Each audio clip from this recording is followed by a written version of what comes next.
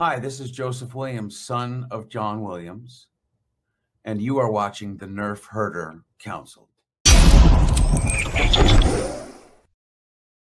What is up, everybody, and welcome to our special Tuesday edition of the Nerf Herder Council. I am your host, AJ, and I have a special guest with us tonight that I'll be bringing on very shortly. We are doing a watch-along of Falcon and Winter Soldier leading up to Captain America 4, Brave New World, starring Red Hulk and our new Captain America, Sam Wilson. So we thought today was a great time to revisit the series that kind of leads into that.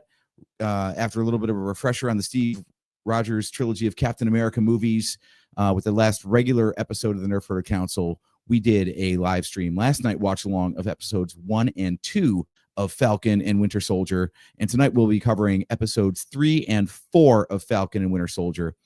If you join us tomorrow night for our regularly scheduled broadcast, we'll be doing, guess what, episodes 5 and 6 of Falcon and Winter Soldier. And my usual co-host, my brother JT, will be on board for that one. Without further ado, I want to bring on my special co-host for tonight. Kat, how are you doing? Hey, great. Thanks for having me on. So you are a fellow podcaster on the Virtual Cantina Network. Do you want to talk about your show a little bit? Yes, I co-host a show with Dave and Gio called the Unifying Force. When we started, we kind of dive into more philosophy of Star Wars and all the inspirations that come from it, all the different mantras and stuff. And we had a lot of fun with that for about a couple years, and then we kind of ran out of ideas. So then we just started zeroing in on various Star Wars topics, and sometimes other things. We have some crossover with Marvel and DC every once in a while. We'll do trailer reactions, but yeah, we have fun over there every second and fourth Sunday of the month, live streaming at 8 a.m. Pacific. So it's cool, really fun. That's fantastic. Yeah, I like show format because especially when you're doing Unified Force and talking about the more in-depth, sort of more cerebral aspects of the franchise. It's really easy to do the top level stuff of I like episode 2 better than episode 3 or what have you, but to take these broader concepts, especially because we're kind of in a little bit of a lull for Star Wars content right now compared to past years, which might be broken once we get to Star Wars Celebration Japan here in a couple of months. But now's a good time to look back at the franchise as a whole and kind of dive into those deeper issues, don't you think? Absolutely. Cool. And I gotta say, last night I had my cousin Joe on, and he collects omnibus editions of Marvel comics. So he has a true comics background to understand the variations between the MCU and the comic books. Now, you were showing me earlier before we went live that you've actually got these on Blu-ray. So you're not just streaming through Disney Plus like cheap ass like me. You actually put your money where your mouth is. I did. I got this is the 4K edition, and I have not all of the shows, but some of them. But I got it. You can't see it here because the camera's back. But I got a whole wall of steelbooks, and I love physical media more than streaming. And I've got all the Marvel films on 4K steelbook, and I've got some of the shows, not all of them, because the prices fluctuate a lot online, so you gotta wait for the right deal. But yeah, so that's how I've been watching this one tonight. And I do have some of the Marvel omnibuses, but more of Star Wars Marvel. The new writers on those comics are just amazing. They really have their finger on the pulse of what Star Wars really is, vintage. But also, my primary comic love is Batman, and I have a lot of Batman comics and omnibuses on a bookshelf over there. So you cover all the franchises. You're not a loyalist to Marvel versus DC or anything. Good story is good story, huh? Yeah, good storytelling and good characters are good. It's I don't understand the whole Marvel versus DC thing. It's hey, if it's good, then why can't we just like both of them? Yeah, I think that's the key phrase there. If it's good, yeah. Do you feel like Marvel and DC both are in a bit of a low spot right now for their cinematic franchises? Yeah, for their shared universe stuff, yes. I mean, I did love what Matt Reeves is doing with the Batman universe and the Penguin. That's great. I love that. But yeah, they're kind of in a lull, and we're all eyes are on what this new Superman's going to be, because that's going to be setting the tone for what their new shared universe will be. And then Marvel, I mean, they got quite a few projects coming out this year. The one I'm most excited for is Thunderbolts, because that just looks really fun. Yeah, I thought it was odd, actually, given that Captain America comes out this week, that they used the Super Bowl to throw a trailer for Thunderbolts up instead of the movie that's in theaters right now. Do you think that maybe do you have any concerns that Captain America 4 is just going to get kind of forgotten about because Marvel's pushing the next movie? I mean, it makes sense when they would want to drop it in the Super Bowl because that's where you're going to have the most eyeballs before the movie comes out. Whereas Brave New World has had a lot of ads everywhere. The theater's already putting up all the merchandising that you can get.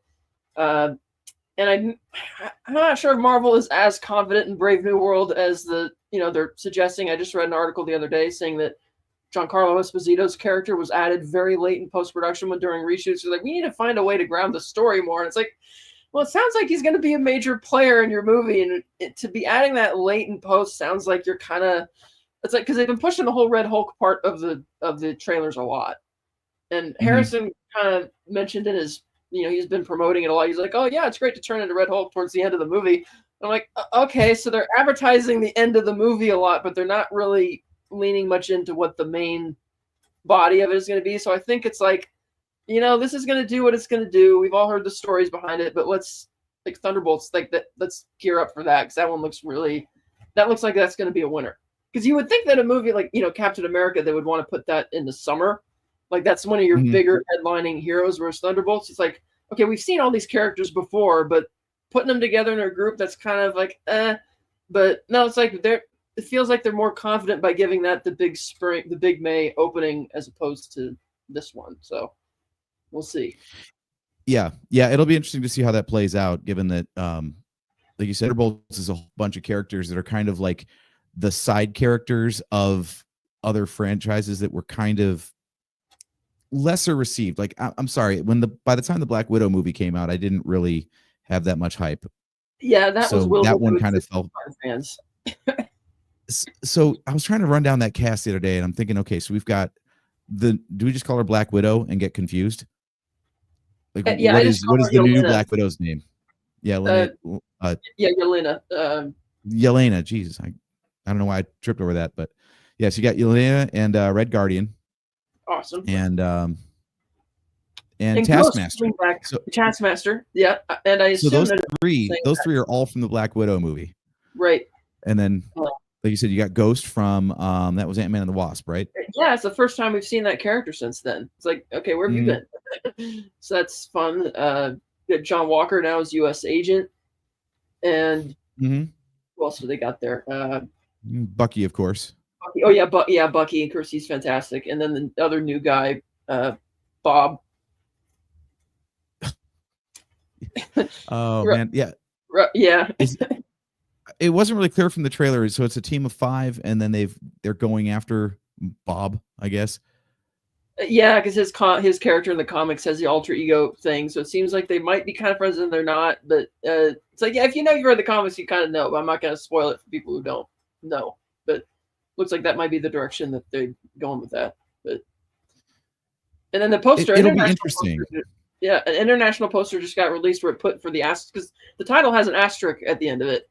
And at the bottom of the poster, the asterisk says the Avengers were not available.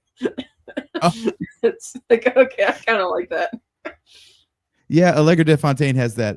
Val has that line in the trailer too, where it says like the Avengers aren't coming, and they bought Avengers Tower, right? Aren't they? Isn't she making herself a drink like at Tony's bar? Yeah, it looks like it. So it's kind of meta that way, the way that, in universe and also outside the universe, it's kind of like telling the audience, hey, this is not an Avengers movie. We already did that. So don't get your hopes up. Yeah. It'll be interesting. But yeah, so I think that these couple of episodes are actually really good timing then, because you just brought up Thunderbolts and John Walker, because I know, spoiler, I've already seen these shows. So yeah. So yeah, this is the big turning point for him and his character. So you want to get this thing started and sure, see what's what? Yeah. Okay, now I am watching on Disney Plus, so I'm not quite sure how this will line up. Does yours start with the Disney Plus original and all that?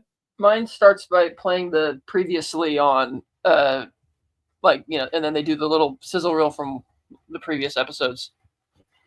Okay, so I'm going to count down anybody who's watching along on Disney Plus, and then I will cue you up when it hits the previously on. Okay. Sure. Because I've got a few seconds of stuff to get through first. Yeah, because it starts with a little bit of a clip, and then they do the previously on title card. So that's. Mm-hmm. Let's see. Yeah, so if you're at zeros on that, then I'll let you know when the show proper begins for Disney Plus viewers, and then you can hit play on there. Yeah, I got it paused right now on previously on. Oh, okay. We're skipping the previously on. Or do you want to skip that part? I just have that title card on the screen right now. So. Okay. Well, I'm going to go ahead and count in the Disney Plus viewers, and then when we get to the previously on, I will cue you up. Cool. All right. So anyone on Disney Plus right now, we are at 000 on the timestamp. I'm staring at the Disney Plus original logo, and we are going to get going here in 3, 2, 1, play.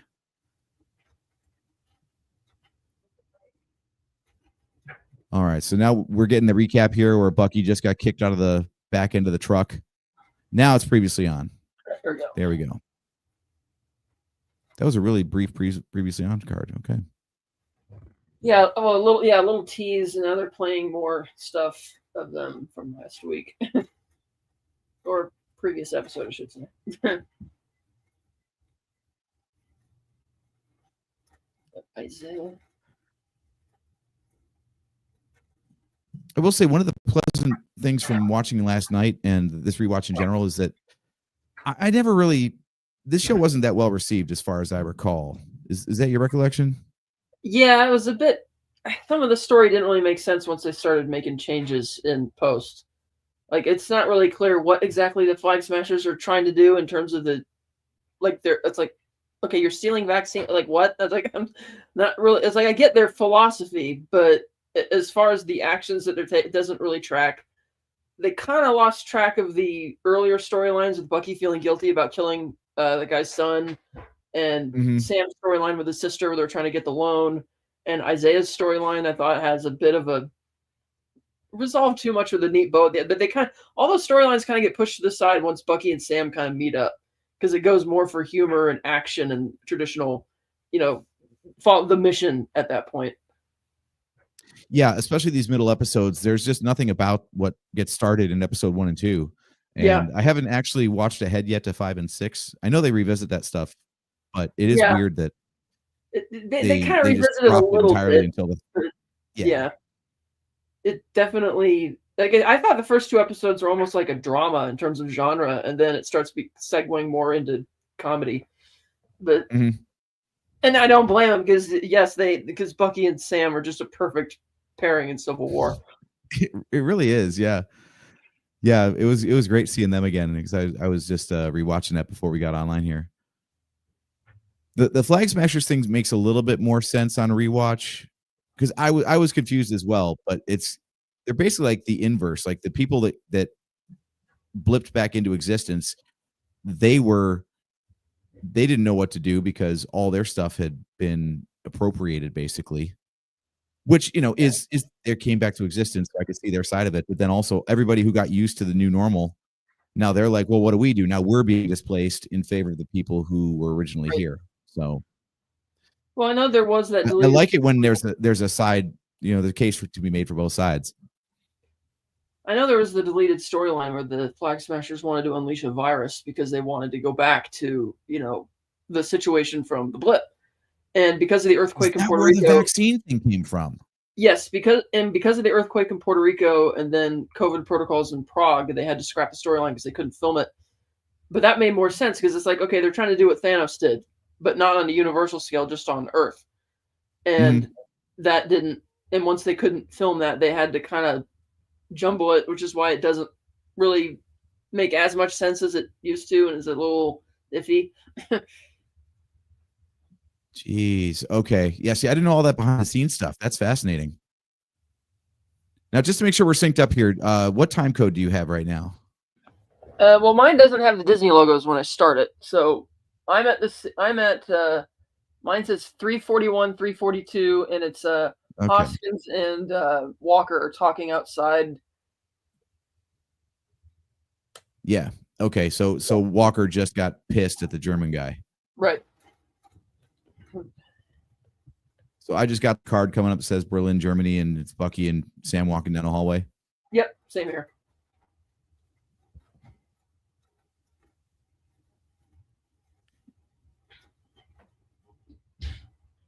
Yeah, I had that's why I had to rewatch Civil War, because I was really trying to remember like where Zemo came into all this, because my Right. first watch of Civil War, I was so caught up in the conflict between the heroes that I forgot entirely what Zemo's motivation was in all of this. Honestly, I think Zemo is one of the best villains in the first three phases of Marvel, because like you really feel that when he's sitting on the edge of the cliff at the end of the movie and he's telling Black Panther about, yeah, we thought we were going to be safe, we went home. What did the Avengers do? They just went home. I'm like, oh, that is so, like, I didn't expect that for that kind of movie, but that really hit hard, and I thought it was a good origin for Baron Zemo, because while this series doesn't go all the way, I assume at some point that character is going to be more along the lines of his comic book counterpart. Yeah, he definitely seems like he's got the legs to be more in the MCU than he currently is. And I'm glad they didn't just dispose of him. Yeah. I feel like a lot of the villains in the Marvel movies could be better, or at least have the potential, and they just toss them away. Like the number of important villains that they've killed off. Oh yeah, in the first two phases, they were very hero-centric to the expense of just writing with, like, like Mickey Rourke's character was originally a much deeper character that had a much better arc, and that got railroaded in favor of hero-centric. And same thing with the Dark Elf character from Thor 2 had a much better story. Malekith, yeah. Malekith, that guy got railroaded, and then they keep killing off characters that they don't really need to kill. And they started getting over that back in phase 3 to try and write better characters. But yeah, it's nice that they don't just dispose of everybody.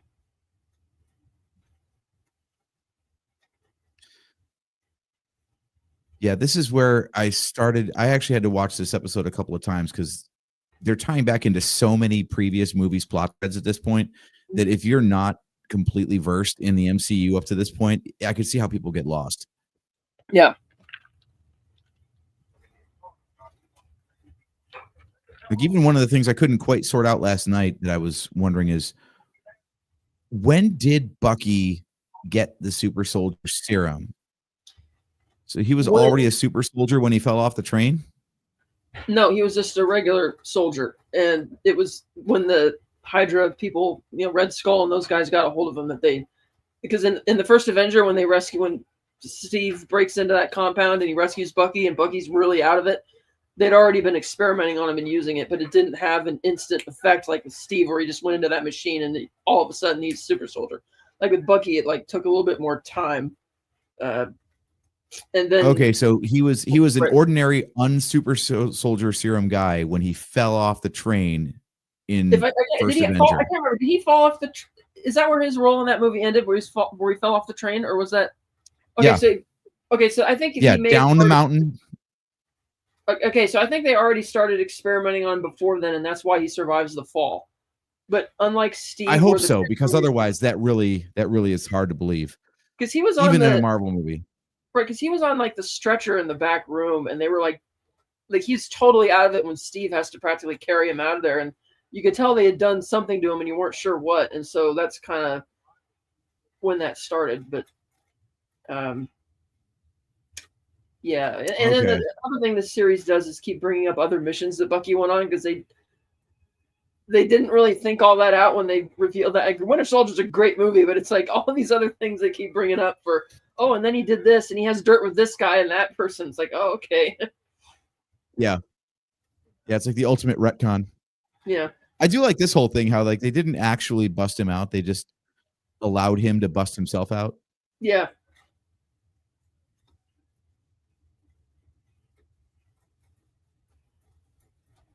I can't remember why exactly he's in Berlin, because he was supposed to be in custody, and the Wakandans took him into custody, but I guess that's right. The crime happened there. I can't remember where that bombing that he committed occurred during the movie, but Berlin. It was Berlin. Okay, yeah. Mm-hmm. Because I remember his motivations and what he did. I just couldn't remember where it was. So yeah, I guess he's here because that's where he committed it. Anthony Mackie's just a treat. I love watching this guy. He's just funny.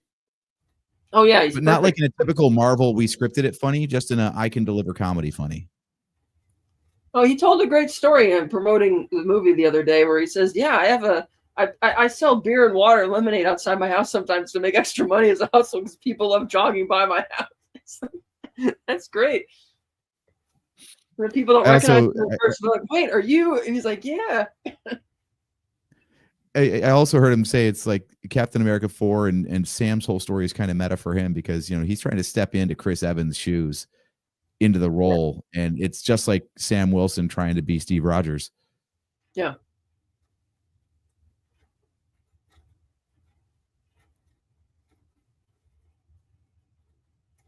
And I guess technically Steve is still alive, right? Like he came back. I was wondering that too.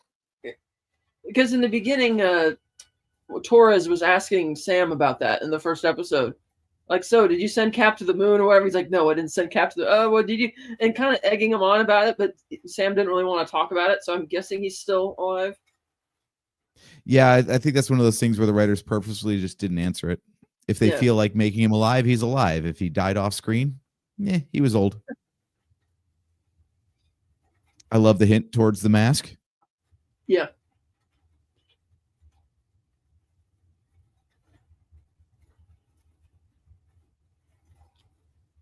It is odd the way he looks at that mask and takes a pause, but we haven't ever seen him wear it before either.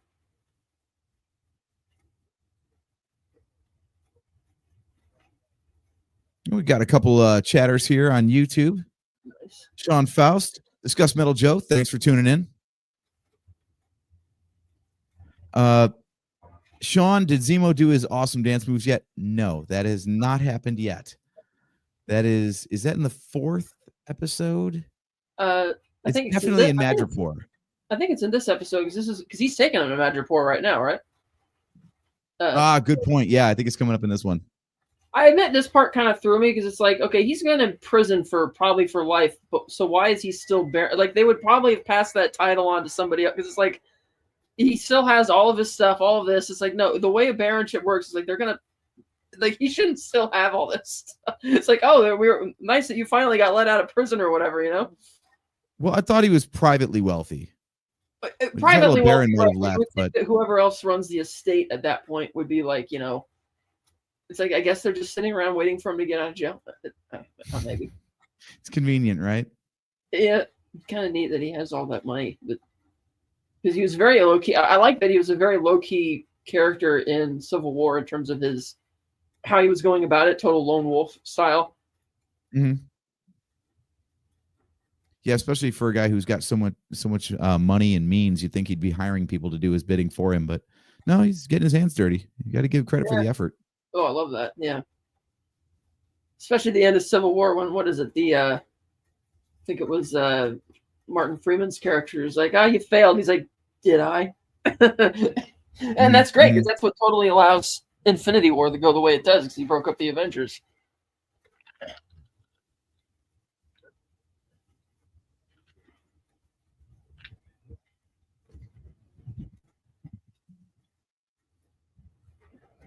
Oh, there's the meme.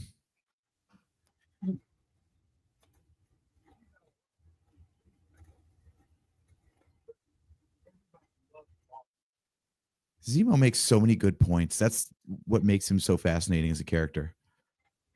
Yeah.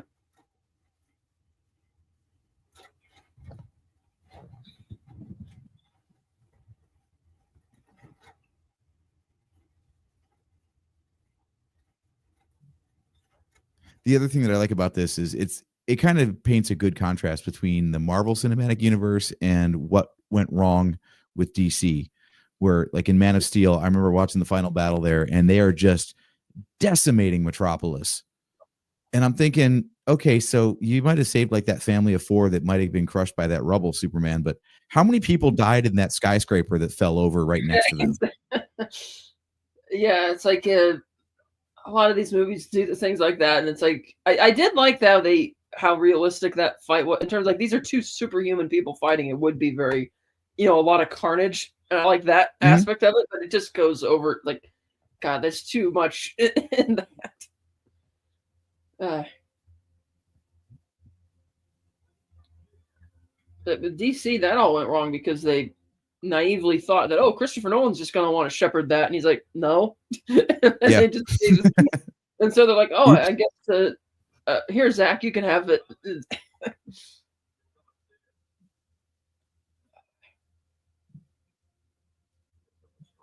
tracking all these locations and why they were in certain locations was getting a little hard to follow at this point too.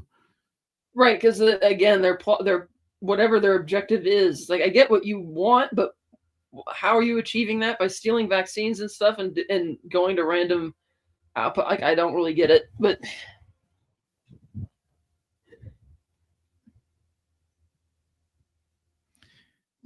yeah, it definitely seems like there was something lost in the rewrites.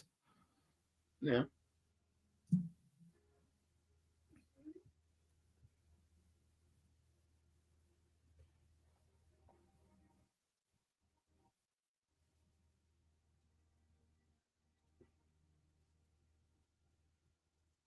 But at least, Carly's manifesto it's in tone with the series where they're questioning, is Captain America an outdated symbol?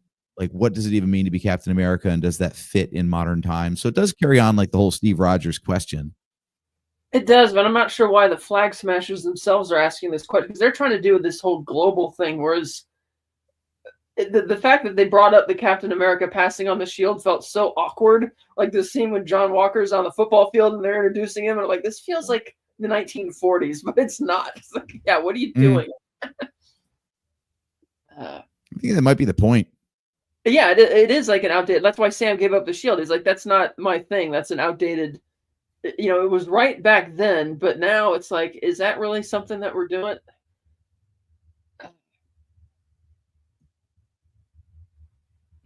But this place, Madripoor, is just like awesome.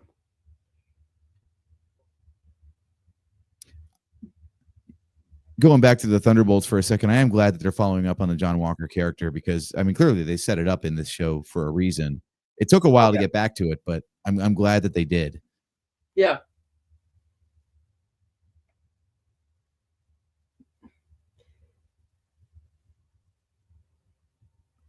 Yeah, because that's like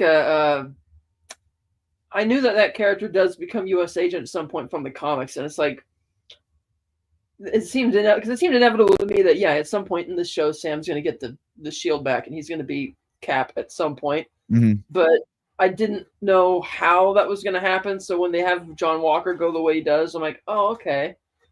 It was a bit surprising, but I think we'll get to that in the next episode. Yeah, the big knock I remember when this series came out was that the series ends in the exact same place where it begins. Pretty much. Like at the start of the series, Sam's got the shield. And then at the end of the series, Sam's got the shield. Yeah. So, like, you could just forget the whole series and just go like, oh, yeah, he's Captain America now. I remember when, Steve handed him the shield in Endgame. Right, because as I mentioned, it's like you have those interesting storylines with, Bucky and his guilt and Sam trying to work with his sister and Isaiah, and then those all get pushed to the side for the sake of this whole Flag Smashers mission plot. And that doesn't really seem to go much of anywhere either. And at the end of the show, it's like, I guess it's just the arc is that Sam is now comfortable being Captain America, whereas at the beginning he wasn't. But they could have given those three other storylines a bit more focus and, satisfactory. And like even Zemo, it's like, okay, you go to the trouble of breaking him out to help him out, and then he just ends up kind of back where he was. It's like, oh, aren't you building to something with this character? But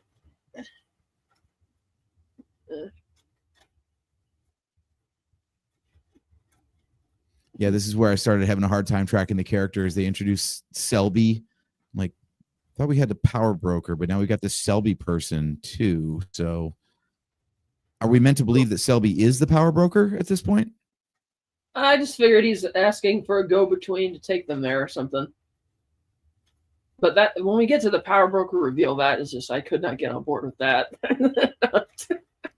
Yeah, having just watched Civil War for a refresher before this tonight and seeing like where they left her character. And yeah, it's like I can get her feeling, like, oh yeah, I'm just evil now. Like, what? Yeah, it's like I can get you feeling burned by the government and all that, but to go to this length of like, no. And that was a character who was supposedly going to be a big player going forward, but because that was just so overwhelmingly negatively received, they went a different direction and kind of just wrote her out of it and just forget. It's like, no, we won't go back to that. Mm-hmm.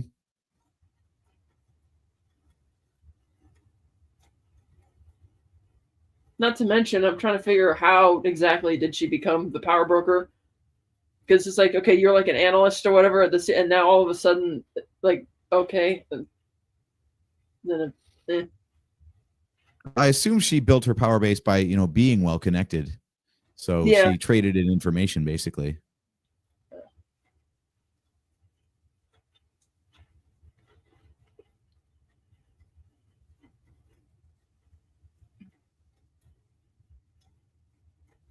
This is not too long after the events of Civil War. I mean, I guess, well, technically, I guess it's, I forgot about the 5-year time skip. So I guess it's like 7 years later. Sharon's been busy, is the point. Yeah.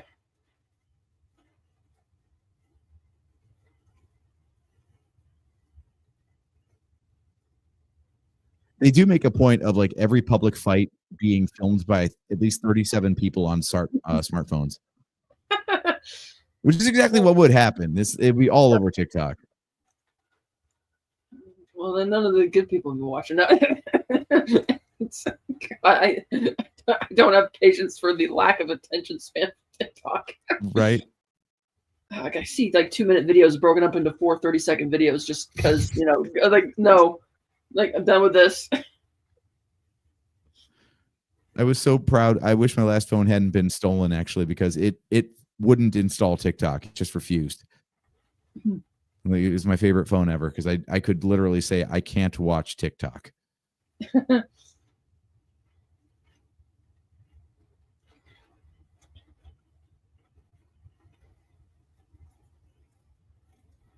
I am glad that they got Madripoor involved in the MCU, though.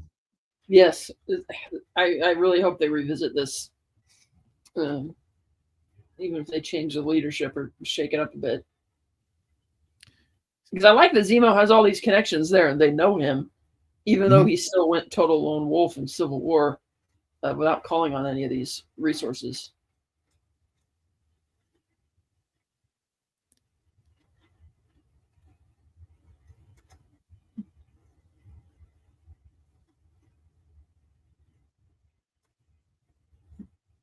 I like the way they can just hand wave stuff like that. No, we're not going to. You don't need to know the whole thing that the audience just saw. We're just going to move past that.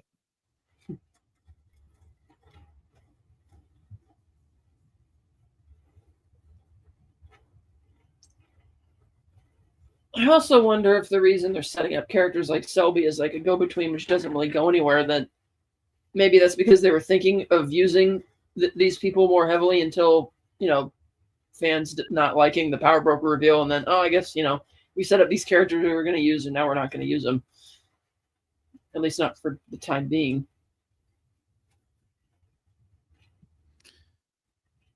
Because they're spending quite a bit of time on this person, and it's like you kind of tell this isn't, this isn't the power broker. Yeah, that seems to be the theme of most of this series, is a whole bunch of red herrings. Yeah.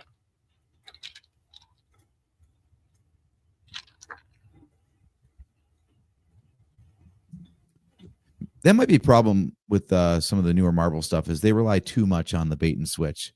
Like the entire plot of Secret Invasion is anyone could be a Skrull. Like, all right, but at some point you just want to trust that whoever you're seeing on screen is really doing these things. Right. I don't want to find out later that no, that was a Skrull. That wasn't really Nick Fury, or that wasn't so-and-so, or that wasn't so. Like, come on. Yeah, that was a very bizarre, unnecessary reveal at the end of Far From Home. That's not Nick and Maria. That's like why?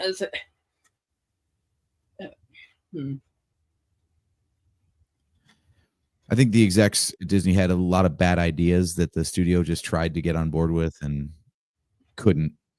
That's why I don't mind the lull in the Marvel stories either, because it seems like they've been taking time to course correct.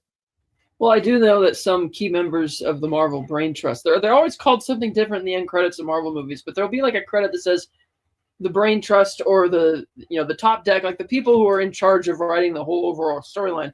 Several of them were dead set against the multiverse for all the reasons that have come to pass. It gets too convoluted. Nobody can follow what's going on. Nobody knows what the continuity is, and there's no stakes anymore because you just can retcon things aplenty. And Feige wanted to go for it, and they're like, okay. And then those people left the writers' room, so like, we're not doing this because it's not going to work. And now here we are. Because and see, I thought the multiverse thing was introduced specifically because they knew that contracts were coming up, actors were getting more expensive, they were aging out. So it was the best way to keep the characters while explaining a recast. Yeah. So from a business perspective, I understand it, but it does not make for good storytelling. Not at all. And it was very frustrating when they did Deadpool and Wolverine was sold on this whole idea that we're going to save the Marvel universe. And they spend the whole movie mocking Marvel for making all these bad decisions, and yet the movie itself is making the same bad decisions. And it's like, you literally had the opportunity at the end of this movie to pull the plug on the multiverse, and you didn't. And now they're not going to spend one, but 2 Avengers movies to get us out of this mess. It's like, that's not. It's like, you need to rip the Band-Aid off, man. It's like, don't. Mm-hmm. No, oh well. Have you heard these rumors that they might try to get Jonathan Majors back for a cameo just to give Kang like a little bow tie on his storyline? I mean, I think they have a lot of egg on their face for firing him in the first place, but we already found out that they were doing that long before his controversies, mostly because Quantumania was just so. It's like the people talk about Kang like he's a bad guy, and then he gets whooped by Ant-Man, and it's like, and that like, you just cut him off at the knees, and nobody really cares about this anymore. And the Council of Kangs looked like a bunch of frat boys at a college football game. There was nothing intimidating about it. And Robert Downey Jr. revealed that they were already asking him to play Dr. Doom as early as July 2023. So that's like a whole year before they announced it. So they were already jumping ship on the Kang storyline, which they kind of wrapped up anyway in the 2nd season of Loki. So I don't feel like they would need to bring him back. And frankly, if I'm Jonathan Majors, I wouldn't come back. It's like, no, screw you guys. You fired me over some BS. And I'm like, I'm no. It's like, yeah. It's the Gina Carano thing all over again. And his movie, Magazine Dreams, which got shelved for a while, is finally coming out next month. That's said to be very good. But plus, they already closed that storyline. They should probably just leave it there until they inevitably do a recast some years, maybe in another 10 years or whatever, and bring the character back. But yeah, it just didn't resonate with people, so they're not gonna keep going down that route. Though I'm not a fan of them casting Robert Downey Jr. for Dr. Doom either, though. I'm gonna reserve judgment until I see it.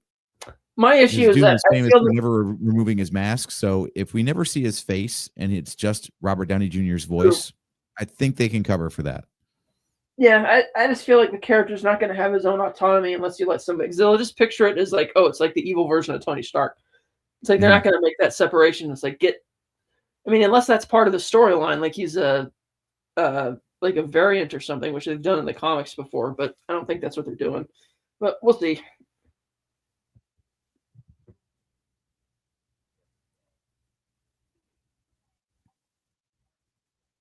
Yeah, see, the Stars and Stripes bullshit. I can't. It's like, really on a dime. She is completely. Yeah, I mean, you're the niece of Peggy Carter. And I know that in the timeline of the show, it's been like 8 years since we've last seen her, but still, that's a bit. Somebody who's already that naive to not see all those faults all the way through up to that point, and doesn't just suddenly wake up and go, oh, please, unless they were really dim to begin with. But she was actually kind of smart. So now. Yeah. If you stuck with your job and the good guys through all the Shield versus Hydra crap, nothing's going to turn you after the events of Civil War. Yeah. And that was a really neat reveal in Winter Soldier that it's all been Hydra, but then they didn't really follow that up.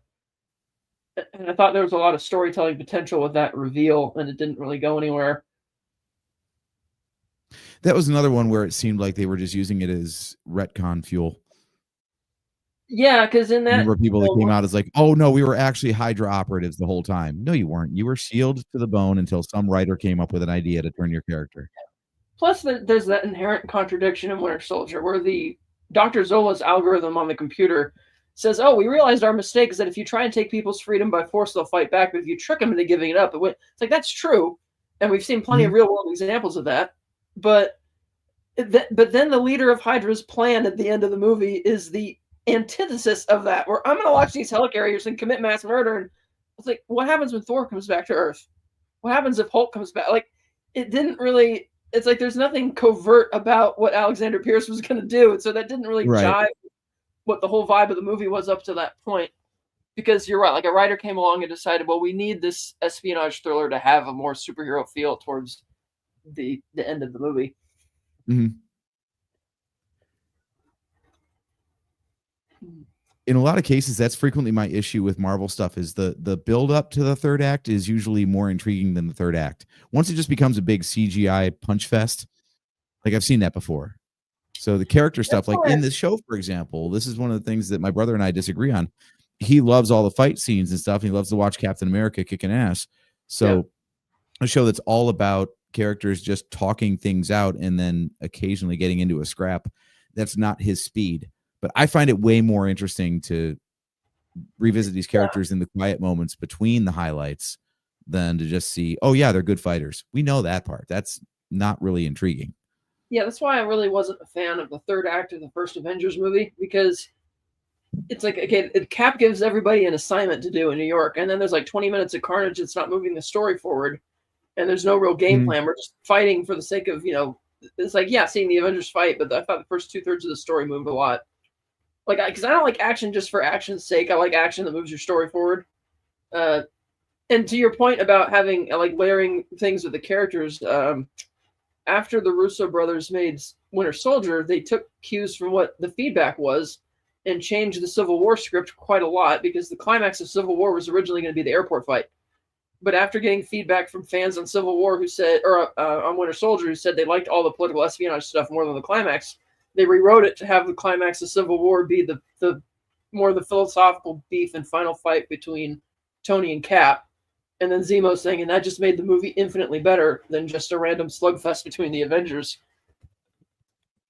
Yeah, it's funny how you'd think that the airport fight would be the big climax because that's all the characters, right? And they're fighting each other. The heroes are imploding. But the follow-up fight between Cap and Tony it's so much more personal, and I think that resonates with fans more. And they've also said that if they didn't have to shoot Infinity War and Endgame back to back, then Endgame probably would have been a much better film in terms of the writing as well. But when you're racing the clock like that, that's just insane undertaking that you just kind of go with like with Endgame. It's like, yeah, the climax is like really cool, but I couldn't get around the fact that you basically brought in time travel to solve your problem. It's like the thing I love about Back to the Future is like time travel creates all the problems rather than solving them. And it's like, yeah, they can dress it up and say it's parallel universes, whatever you want, but no, it's still time travel. It's like one of the only times where fan theories about how they were going to fix the snap were actually a lot more inventive and creative than the final movie.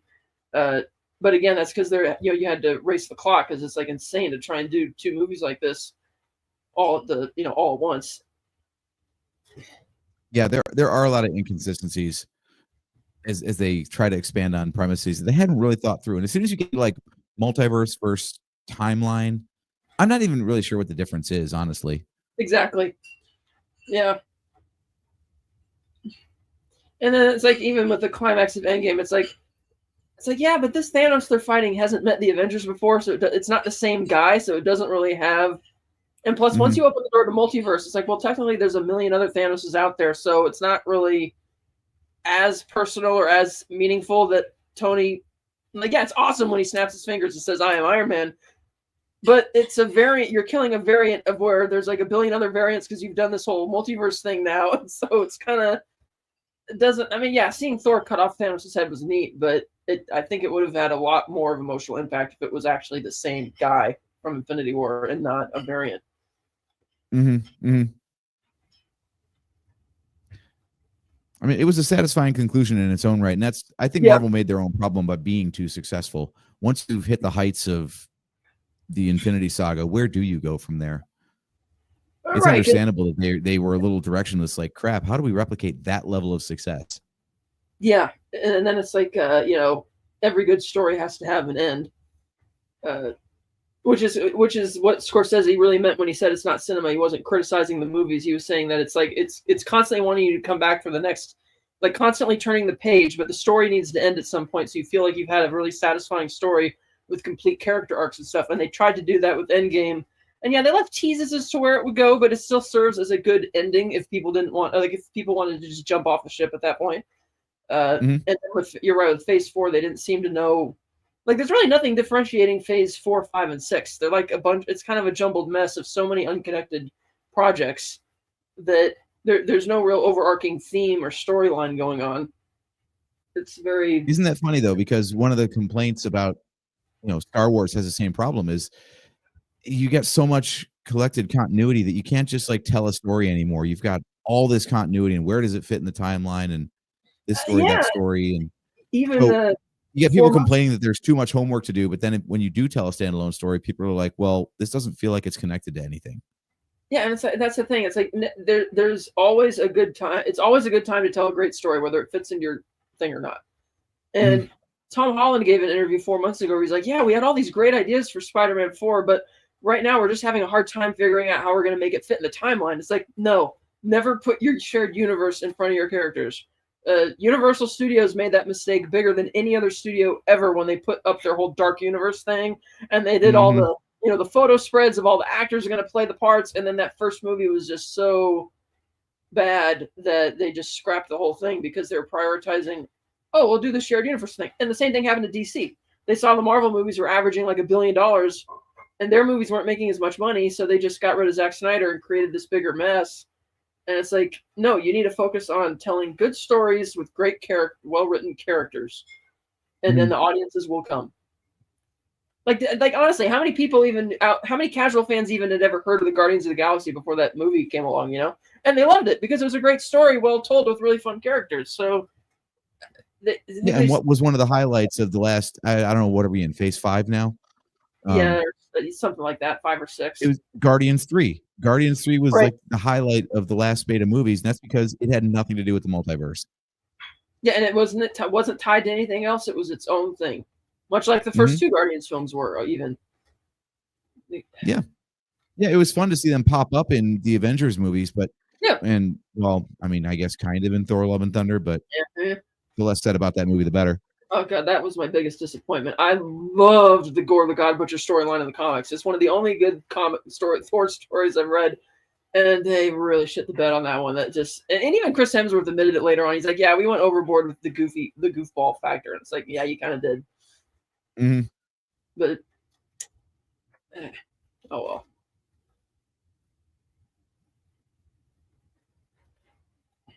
Yes. Yeah, one thing I will definitely give credit to this show for is that they handled Zemo really well. They did. I wish he was more, but that's another thing where it's like, I like Zemo and his charisma and his potential, like wondering like what is exactly his end game a lot more than the Flag Smashers. Like he's just so much more of an interesting character because we already have emotional depth with him. Whereas the Flag Smashers, it's like, yeah, we see what their plight is, but we don't really spend much time with them building character or layering their character because it's mostly a spate of action scenes and combat. Whereas with Zemo, we already know who he is and what he's all about, and there's a lot of charisma there. And I think this episode was one of the highlights from the fans. They absolutely love this one.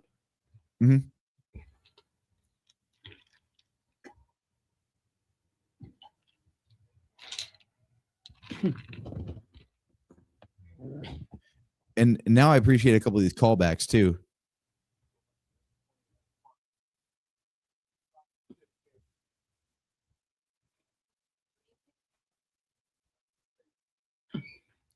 Yeah, that right there. Like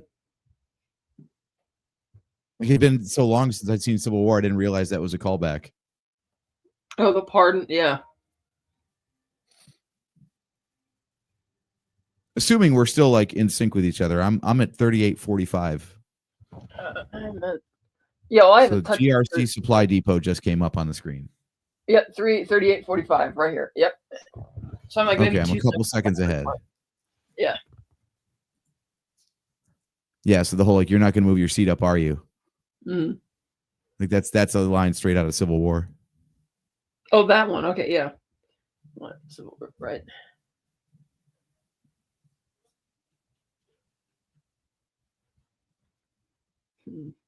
Yeah, so as much as we talk about Marvel abandoning storylines and whatnot, I mean this series in general, like think of all these characters. They were movie actors that agreed to do a streaming series, absent the main character that tied them all together. Yeah. It's true.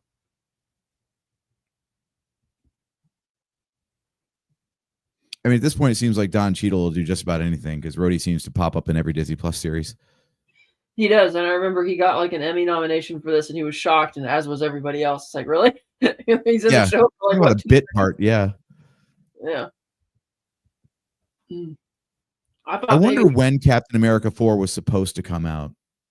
It's a good question. That's they really are in a lot of ways know. picking up where they left off from this series, but it's been like 5 years or something. You're right, because this show is supposed to take place 6 months after Endgame. And you're right. I don't know exactly when Brave New World takes place. And actually, now that you mention it, I'm guessing Thunderbolts takes place after Brave New World, and that's why they're releasing it after, maybe. But I don't know that for sure. Mm-hmm. But just like looking at the cast of characters, like basically everybody from this movie, or at least not everybody, but like Isaiah Bradley and Sam Wilson, and I don't know if I still don't know how exactly Thunderbolt Ross became president. I hope that's covered in the next movie. Yeah.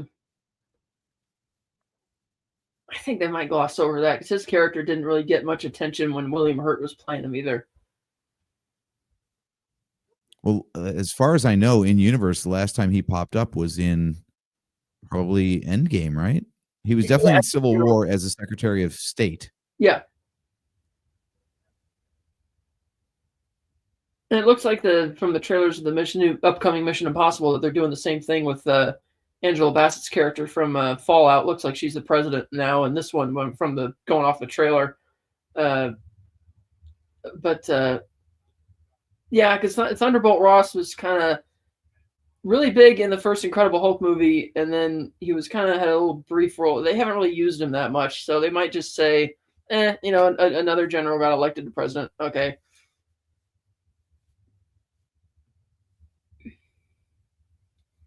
Or are you saying that might not be Thunderbolt Ross as president? No, I'm saying that they might not address why he's president because his character didn't get that much attention after Civil War because he's literally only in Endgame for Tony's funeral, and he hasn't really been involved in the other Phase 4 projects. At least I'm not caught up on all of them, or 4 or 5, whatever it is. Some of them I haven't seen yet, but I have a feeling they're just gonna say that he's president, and it's like, okay. It's funny though, because I mean, the last time we heard anything about the president in the Marvel Universe was in Secret Invasion. I forget President Ritson or whatever, but it wasn't Ross, right? So I get that elections happen and time passes, but it just seems like if he's a recurring character that they need to at least address like how he ended up there. And there's a line in one of the trailers where Harrison Ford talks about being told he had to shave his mustache to win the election or something stupid like that. But I don't know if he's going to be this influential and apparently turn out to be the Red Hulk. I feel like we need that backstory. Yeah. I'm sure at the very least they're going to explain when the hell how the hell he became the Hulk. And maybe they'll explain the crossover with Scary Movie 3. Which means that he was president. Which means he was president, and then he didn't get reelected, but then he got elected after again, one after another. That's really great that they put that in the trailer. But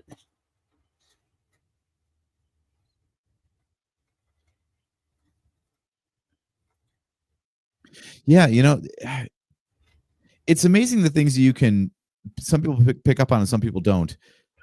As I was just watching this series, I just kind of got on board with the Flag Smashers, and okay, they're the bad guys, and they have some good points, but they're the bad guys. And then as soon as you pointed out that their agenda is really vague, I'm like, yeah, what the hell are they trying to do? Yeah, because who is their enemy? Right. And once it was a super virus, it made sense. But then they changed it, and then it's like right now, see her cohorts are shocked that they, because they didn't know she was going to do this, like blow all these people up. And I'm like, so she's pretty sadistic at this point, and like, you're kind of getting into psycho territory here, man. It's like I can't really which is fine. I can get bored with the idea that she's in charge and she's actually willing to do more heinous things than her followers. Oh yeah, and justify them for the cause. Absolutely. The classic, like, I had no choice, or they made me do it. But yeah, who is she trying to fight? Right. It's like, oh, you've been sitting on these supplies for 6 months. And like, I guess their supplies are supposed to go to the refugee camps. And I guess so. Yeah. I think they're raiding GRC camps or something. Yeah. But she also, right, like, what is the end? So like all these people that got blipped back into existence, then is she saying that so you're saying, like, in comics, for example, they actually want to re-kill half the population. Well, that was in the original script, yes. And even in the first or second episode, she refers to all the people who came back from the blip as a bunch of assholes because they're the ones getting all the attention now instead of us. It's like, well, what do you expect, lady? They got blipped back into existence, and you have to put them somewhere. You have to figure out how that's going to work. But she basically hates those people because, she kind of perceives it like they had the luxury of not having to deal with the last 5 years, and now they're back, and who cares about them? So she's kind of not very, sympathetic to their plight. And now she's burning people alive, going literal scorched earth because they're sitting on supply. It's like, what? All right. And that is the end of episode 3. Yes. Yeah. Baron Zemo. Yeah. Okay. Like I said, this is where I really started having a hard time to follow these things, because now you've got Sam and Bucky and Battlestar and John Walker and Baron Zemo and the Dora Milaje, and like, oh my God, there's so many characters involved here. Like, you can kind of track it, but it does feel like the roster is getting a little bloated for a simple 6-episode miniseries, doesn't it? A little bit. Yeah, I'm gonna swap this real quick. But yeah, it's getting a bit, and not everybody gets enough screen time because of that. And this is again where really, if you hadn't, you'd think that like watching Endgame would be the thing that you need to lead into this series. Yeah. Turns out that Civil War is really the more consequential film. Because I for the life of me, like I said, I didn't pay Civil War enough attention when it came out. And I was able to follow along with Infinity War and Endgame just fine. So I never really revisited it. And then watching this show when the Wakandans show up, I'm like, wait, what the hell? Because I had forgotten the wrinkle that it wasn't actually Bucky who performed the bombing in Berlin. It was Zemo posing as Bucky. Yeah. So then I was like, oh, okay. That not only explains why the hell the Wakandans actually sheltered Bucky as the White Wolf. And I'm like, if he bombed the embassy and killed their king, why would they take him in? And then also why they would hate Zemo so much. So yeah, Civil War has a lot more going for it than I thought originally, which actually kind of colors my view of that film, because it's very consequential for the larger fabric of the MCU, but as a standalone movie, it just feels more like a chapter instead of its own story. Yeah.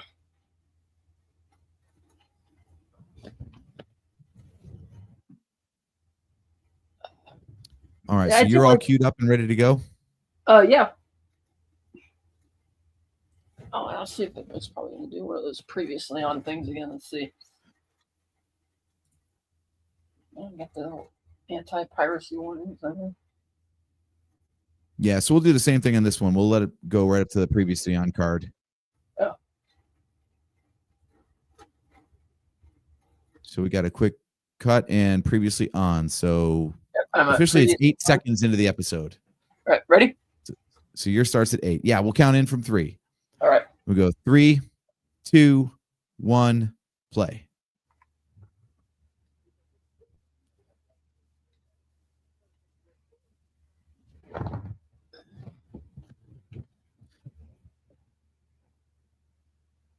You're right. The whole medicine thing is what throws it off. If they just want to say, yeah, she's rehoming people who are displaced now and feeding them, okay. But Yeah. are they all sick? Like, why is medicine such a big part of the story? Yeah. And why exactly did they? Like, I guess they just wanted the super soldier serum because they felt the need to be super soldiers to pull this off, even though it's not like they're really doing anything that really requires super soldier serum. Yeah. If their goals are political, they don't need to be super soldiers to do that. It's like, yeah, they just you robbed a warehouse, and then you broke it. Like, whoop-de-doo. Like, I don't get why. It's like, yeah, let's run the because like Zemo says, the track record for the super soldier serum program is not great. It's pretty bad. Mhm. So let's just turn ourselves into. I don't know. But then they did something similar with the Ghost character where they're like, oh, we're going to give her a Winter Soldier backstory. It's like, why? Because that has no bearing on the rest of the film or the rest of that Right. character's story. The only leap of logic I can make is if they wanted to make the case that, like they did in Civil War, Vision tried to point this out, that like strength invites challenge, which creates conflict. So if you want to say the Flag Smashers knew that superheroes would come after them, then they had to also have super strength in order to stand a chance. Okay, I'll kind of try to buy that. Yeah. But then it's like precise on the other side of it. It's like, well, it's precisely because people are going to notice that you're using that you're super soldiers that they're going to call the superheroes to come after you. Yeah, it's chicken and the egg for sure. I forgot about this scene. Oh, white. I was surprised that even in this story, I was surprised that they take him in for this. It's like, why? That was, but then again, I guess that was what's his name? T'Challa probably told him to do that. Yeah. Because I was trying to think, it's like, okay, he was framed, but why are they doing this? It's like, yeah, it must have been Panther, and I just forgot. It's still not exactly clear how they purged the programming, though. No, not at all. They just say, "Oh, you're better now. Good." It's because Okay. magic words. Moving on. The plot demanded it, so you will be free of it.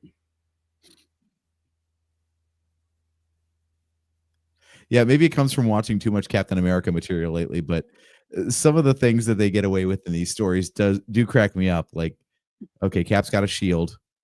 Even Spider-Man calls it out in Civil War, though, that Tony Stark told him to aim for the legs because he's always got his shield up around his chest because he's not bulletproof. Yeah. So, or the number of times that you see Bucky and he blocks a bullet with his arm or with his hand, like it's a good thing they shot right where your vibranium arm was, because otherwise you'd be dead.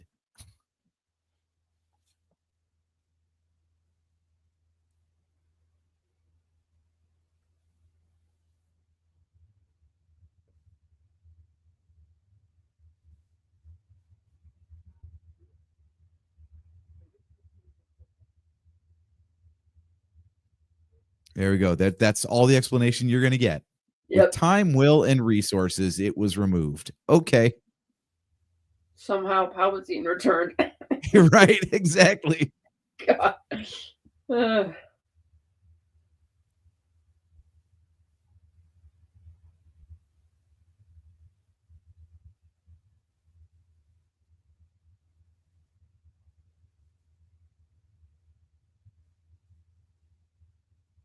What I'm really learning from all of this is that don't piss off Wakanda. Yeah. They just never forget.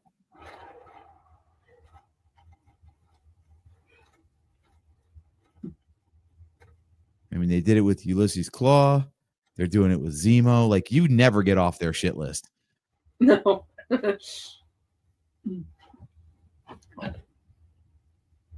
Also, what the hell were those little balls? I can't remember.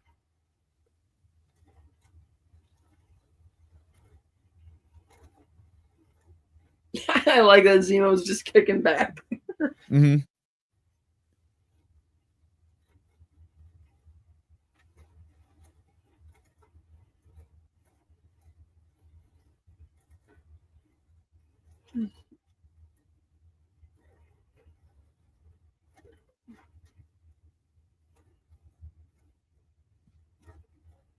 I don't remember who Nagel is or why he killed. Nagel was the scientist who managed to crack the super soldier formula and improve upon it, so it can just be drank now instead of being, like what Steve Rogers had to go through. Okay, well, that's a surprise that Bucky's surprised that he killed, or that Sam is surprised that he killed him. He's like, yeah, he killed all the super soldiers in Civil War, so of course he's going to do the same thing here.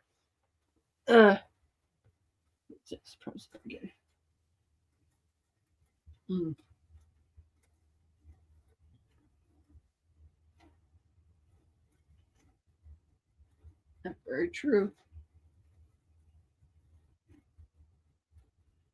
I love that point that, just because you're on the good guy's side doesn't mean you don't possess all the things needed to be a real problem.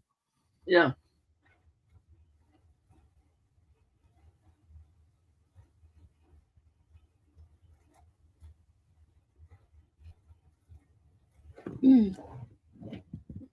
I mean, the other thing that I got pointed out last night by my cousin Joe, 'cause like I said, he's really up on the comic lore. I guess Sam, as Captain America in the comic books, did a lot of talking too. Yeah. So the fact that, God, Anthony Mackie just has these monologues in this series, and I guess that's pretty accurate to the comic book character.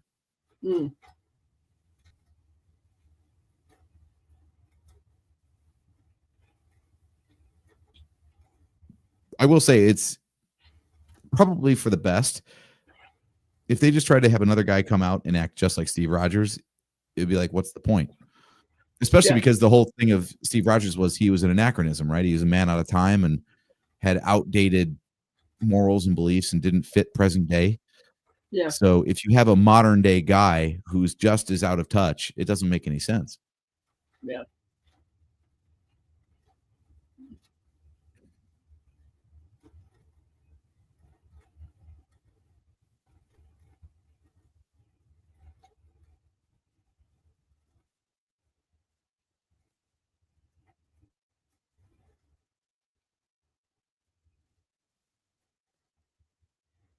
Okay, so now that was a bit of more development as to what's actually going on with the whole patch act.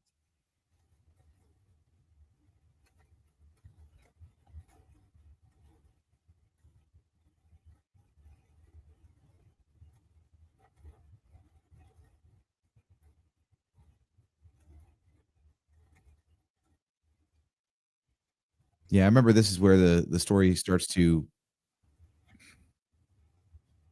get muddy. I had a hard time tracking when I was, refreshing my memory for this watch along. Like, who is where? Because all the settings look very much the same. So when he's walking through these rooms in one spot and John Walker and Battlestar are somewhere else that looks almost identical, I thought they were in the same building, but they're not. It gets a little hard to track, I think. Yeah, they're just somewhere nearby, going to show up soon.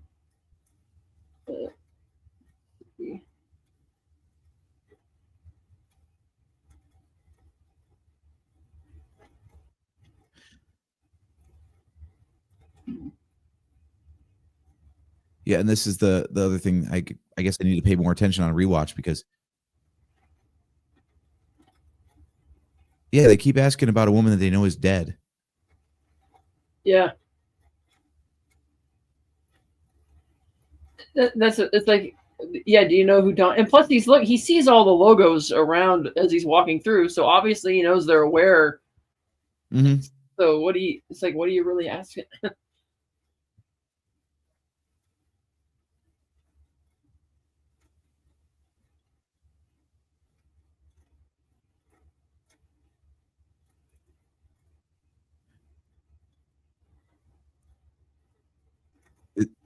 Yeah, this is the one rational guy on the bad guy's side.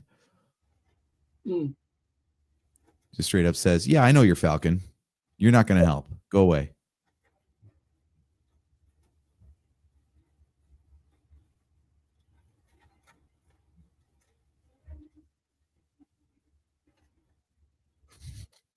I love this. One of those things that could only work in a movie. Like some strange dude just walks into a courtyard full of kids singing a song with a bag of candy, and we're like, "Oh, he's not so bad."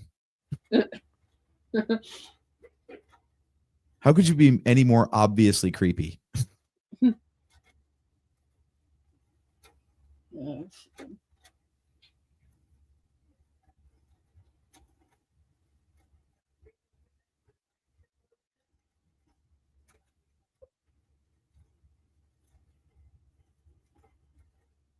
But he's also much better at getting information than Sam when it comes to this. Yeah. It kind of makes sense that Bucky's terrible at it. Yeah, Bucky's just like, okay, I'll watch the master work.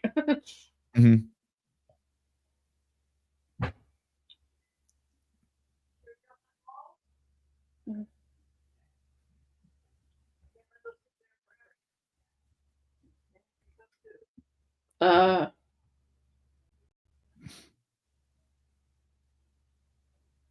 See, this is also confusing, though. Why? Because in just a couple of minutes, he gives them all the intel he just got. So why is he telling the kids not to tell them anything? Well, I think he doesn't want them to tell them that they can't. Like, don't tell them that I just told you we can't trust them. Because he is already planning his getaway. Yeah.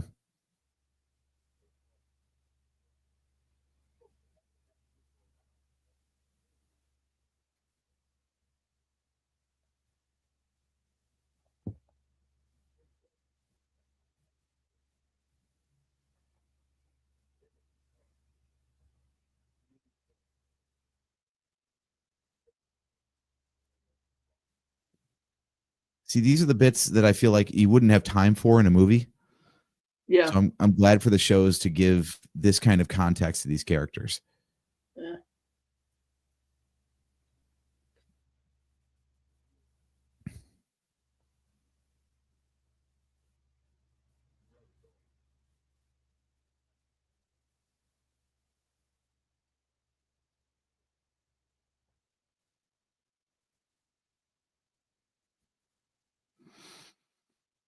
What is his leverage now? See, this is where I'm having a hard time.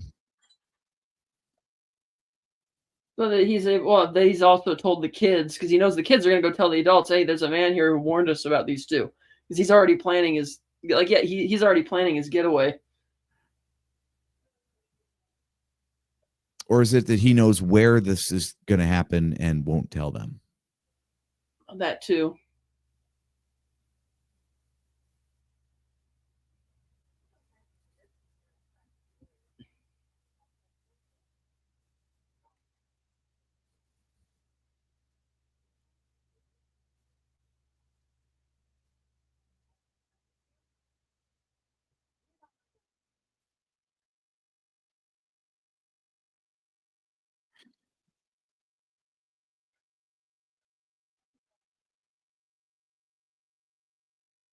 Interesting.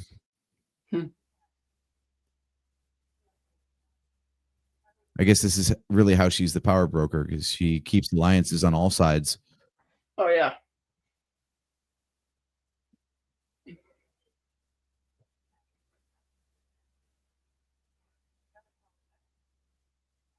I'm trying to think, how many different times have we seen Madripoor now? It showed up in She-Hulk. It showed up obviously here. Was it also in Deadpool and Wolverine? I forget. No. And I only got to the third episode of She-Hulk. I still haven't finished that one. But so I haven't seen that. So, well, minor spoiler, but yeah. Oh yeah, I don't care. Yeah, that's fine. Yeah, that's apparently where the Abomination ended up. He was doing cage fighting. With Wong, apparently. Yeah, that was another odd. It's like, okay. I was very surprised they brought the Abomination back, because it seemed like the Marvel went out of its way to try and make you forget about the Incredible Hulk and erase it from the timeline. It's like, you notice that it's the holiday special of the MCU. Yeah, it's like, it's a good movie, but it's like the Hulk's origin is the only one they go over again in the first Avengers movie, because they want to they want you to kind of skip over that film. So I was surprised when they actually brought him back. Because, like, yeah, it's fine. Yeah, the Hulk's origin in general is the murkiest, I think, of all of them, because I think they coined the term requel for the 2008 Edward Norton Hulk movie. Well, yeah, because you see him transforming into the Hulk in the opening logos, because they're like, well, Ang Lee just did this 5 years ago. We're not just going to do the same story again. And then they did that with the MCU Spider-Man, where they're like, we're not going to do the origin because you've already seen this twice already with Tobey and Andrew. Yeah, so while they don't really recognize the Eric Bana movie as part of the MCU, they do recognize that those events already took place, so they only begin with the Edward Norton movie counting. It's a very strange gray area of continuity. Well, it's kind of like with Iron Man 3. It's like Shane Black didn't get the memo that Tony Stark is supposed to come back in future Avengers movies, because they do everything to make it clear that character's storyline is over. They blow up his mansion. He destroys all the suits. He pledges himself to Pepper. They even have him get the shrapnel out of his chest to drive the point home. And then he's back in Age of Ultron with Iron Legion, all this, and there's no explanation as to, like, why did you go back on everything that you promised at the end of that movie? Yeah.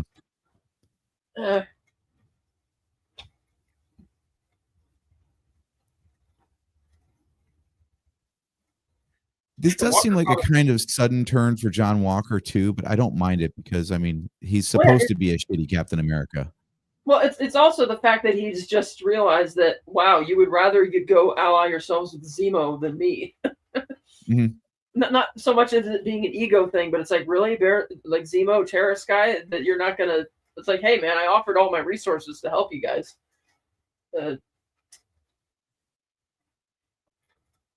Yeah, it's his first mission as Captain America, though, and he's already getting pissed off at the resistance he's facing. He has like no patience.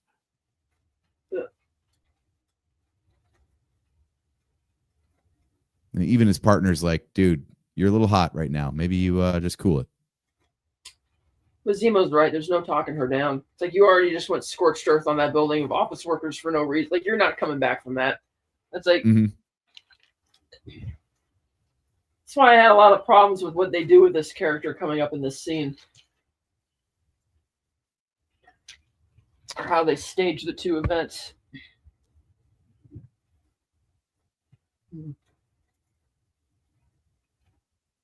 Yeah, see, he's arranged the ambush. Like, he told the kids they're bad men, don't trust them. And now he's leading them into an ambush.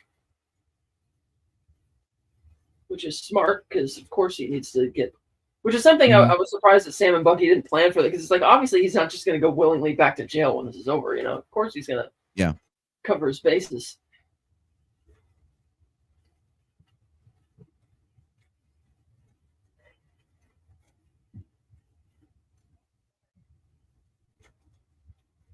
Zemo's great, though. He's stirring the pot with every line.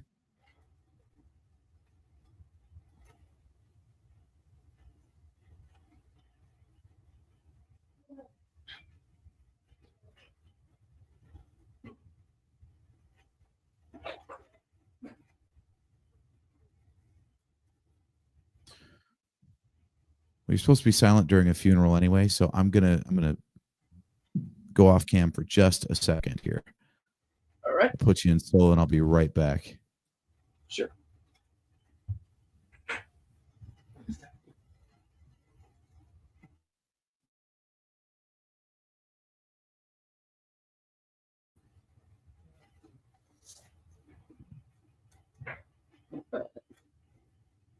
Oh, she sees him at the funeral.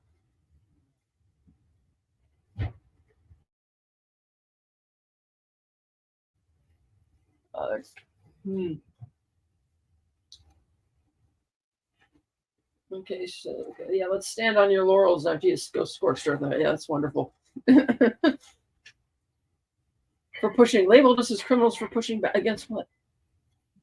It's like, did you have a rational solution for how to accommodate the fact that half the world came back? No. Right. What's your time code, by the way? My video paused. It's at I'm at 2032, 2033. Okay. There. walking up to the coffin, or the Flowers getting laid on the casket. Medium shot of Carly over the grave now. Yeah.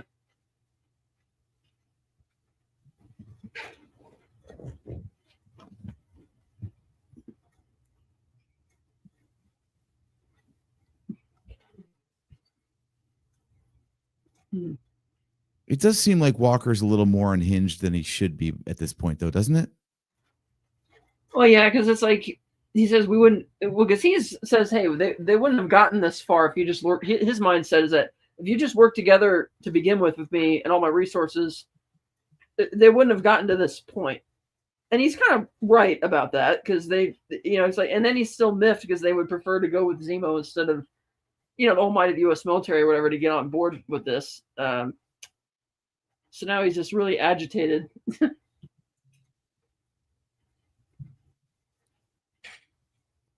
Okay, now she's.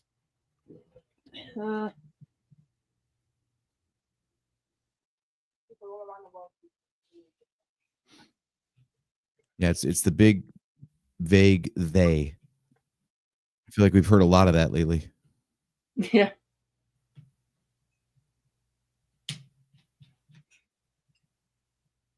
It's got to be getting harder and harder to tell these kind of stories, especially in the MCU, because it's supposed to be like a political thriller or espionage, whatever you want to call it. But you can't actually talk about real world events, even though it's supposed to be talking about real world politics. Yeah, that's the thing, is the MCU made a very deliberate choice to have it be set in the real world. Whereas like the Sam Raimi Spider-Man trilogy was not in the real world. They didn't acknowledge real world events in those movies, but the MCU wanted to do that. And so now it's like they kind of, you're right. They're like walking a line where they're trying to have their cake and eat it too, but it doesn't really work all the time. Mm-hmm.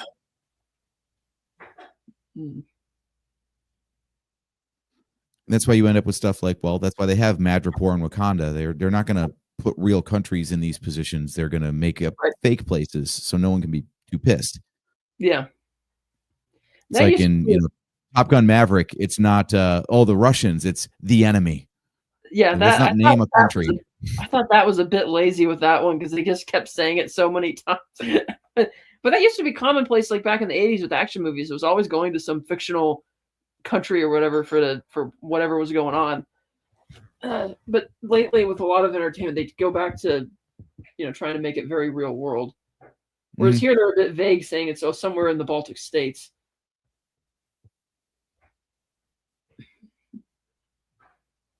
Yeah, it's a nice vague basket of, well, it's not Africa, so no one's gonna get pissed at us. Let's just make it somewhere in Eastern Europe. Yeah. I guess no one cares about pissing off Eastern Europeans.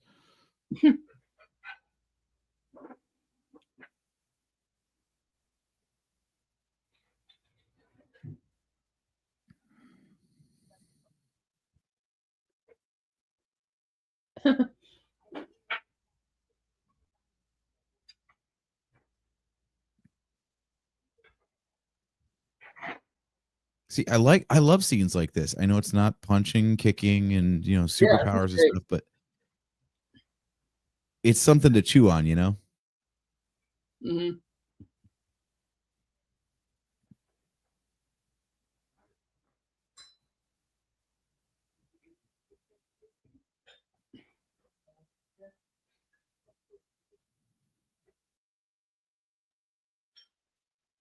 The other thing I like about this is it tracks with Sam's character. When we first meet him in Falcon Winter Soldier, Captain America Winter Soldier, he's doing therapy sessions with Army vets. So that's exactly what he does, is he like talks to people who are dealing with trauma. Yeah.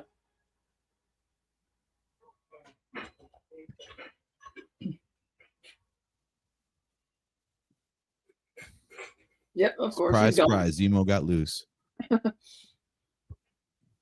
glad they at least say, like, right here, this place is amazing. Like, yeah, good, because I can't follow who the hell's where either.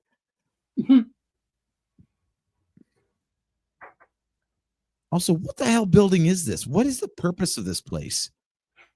It's got all this like vague pipes and equipment and stuff. Like, I thought it was a residential building, but apparently it's industrial somehow. Yeah, it's like a power plant or something, or steam. I'm not sure.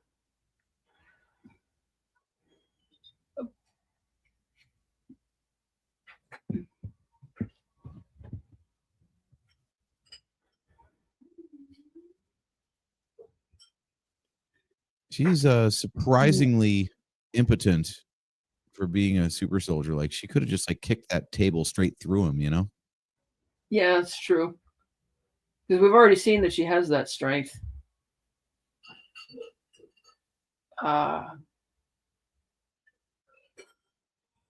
Yep.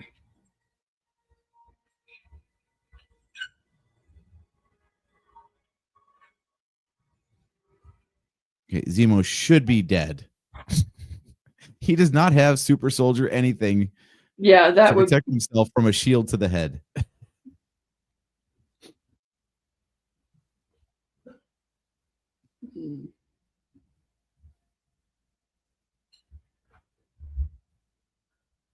Like if I have a gripe, I mean, Spider-Man even calls it out, but at least it's Steve Rogers chucking it.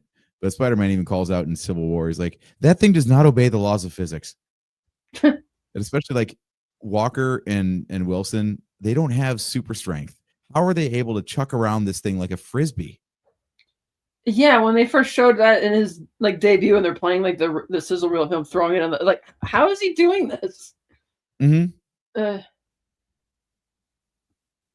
I think in what the 5th episode, or maybe even the beginning of the 6th, I don't know yet. They have that training montage where Sam's learning how to chuck the thing off of trees and stuff back home in Louisiana. I'm like, dude, you might get like 3 tosses out of that thing before you're like, my arm's gonna fall off. I'm going inside. Exactly.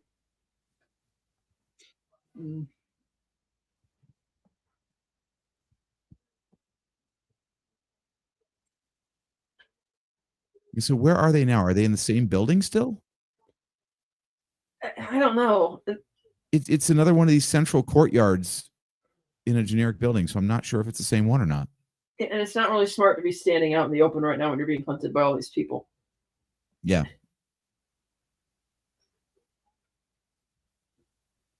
But she's not too concerned about the gunshot, so I guess she's had time to patch herself up. So I guess she escaped, and now they're just laying low, so to speak. Yeah.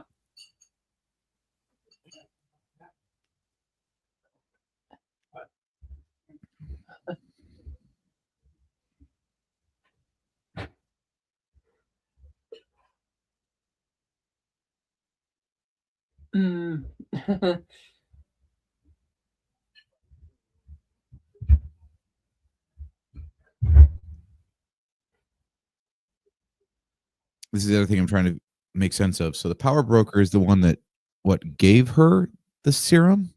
Yeah. Because she's the one who sent them to Nagel. So why does the power broker, who we're not supposed to know is Sharon at this point in the story, why does she want it back now? I'm not sure. Unless they stole more than they were supposed to have, because they did have a bunch of other vials with them. I mean, yeah, in what's his name's laboratory in the shipyard. Yeah.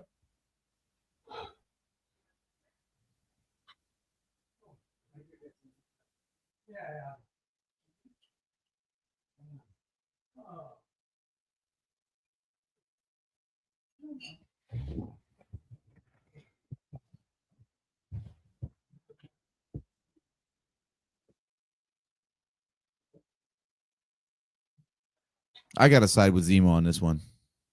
Yeah, he's right.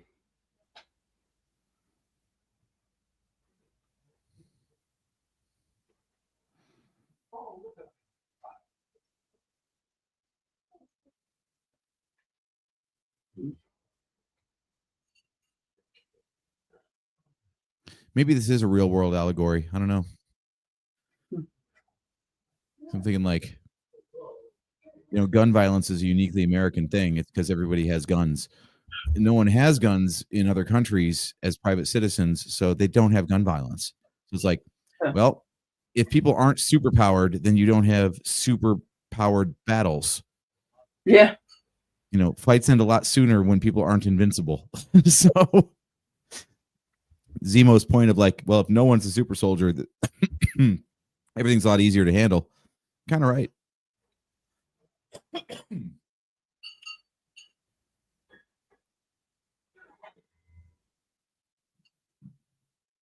Oh, that's right. And they're here too. Yep. Or Melage. So yeah, at this point in the story, let's name off the factions. So we've got the Power Broker doing something. We've got the Flag Smashers doing something. We've got Falcon and Bucky kind of on the same side. You've got Walker and I forget his sidekick's name aside from Battlestar. Hoskins, yeah. Kind of aligned with, but kind of in opposition to Falcon and Bucky. We got Dora Milaje. We've got Zemo. There's so much going on. Yeah.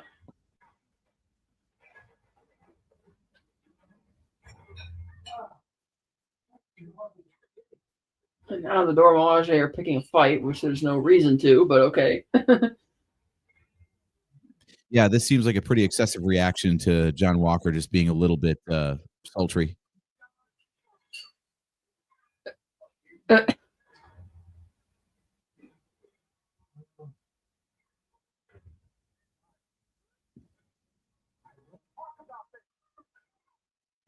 Zemo, make your exit.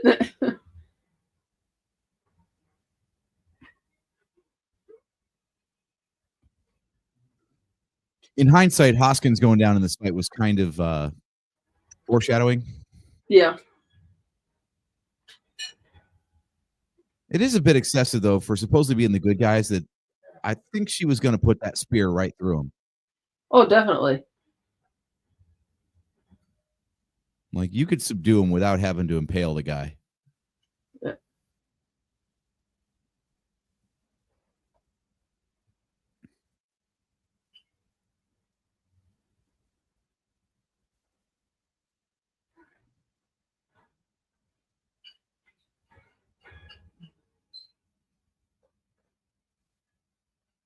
How is everyone so good with that shield? Yeah. Except for Hogan. True.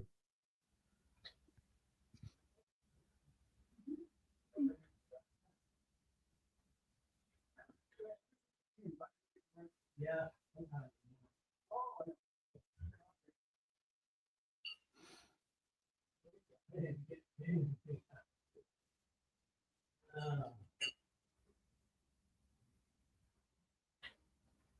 The costuming, I gotta say, is pretty good, though.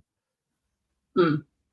Like that looks like a plausible evolution of the Captain America outfit. Yeah.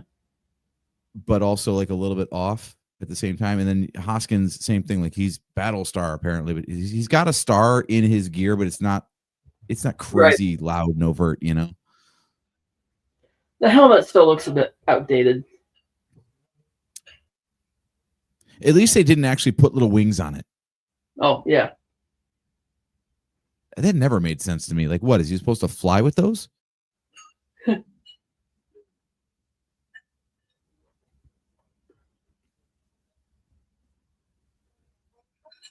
Yeah, I think Wyatt Russell in general looks the part so well. Like he can look charming, but then like even in the scene, like the way they light him, he looks like a little shitty.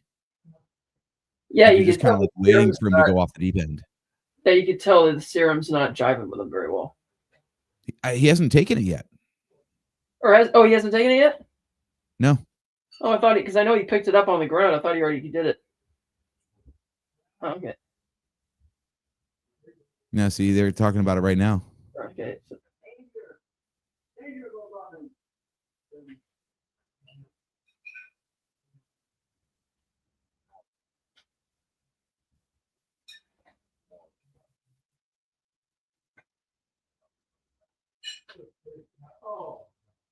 See, that is so wrong right there. The whole like, oh, power just makes someone more themselves. So much for corrupting absolutely, huh? Well, the serum doesn't corrupt. It's like that's why Steve Rogers had said, "Oh, the reason serum doesn't change you, it just you're still going to be the way you were before. It's like, is it that powers are corrupting people, or is it you're just a bad person to begin with, and now that you have all this power, you're just going to abuse it?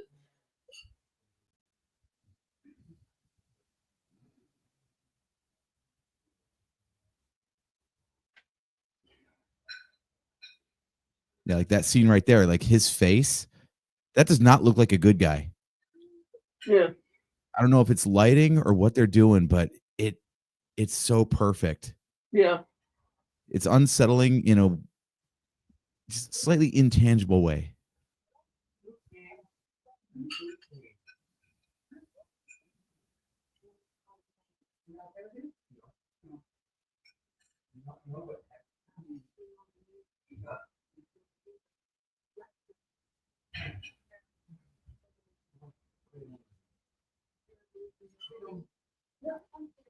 It is nice to know that at least wherever they're hiding out, they get good cell reception. Yeah.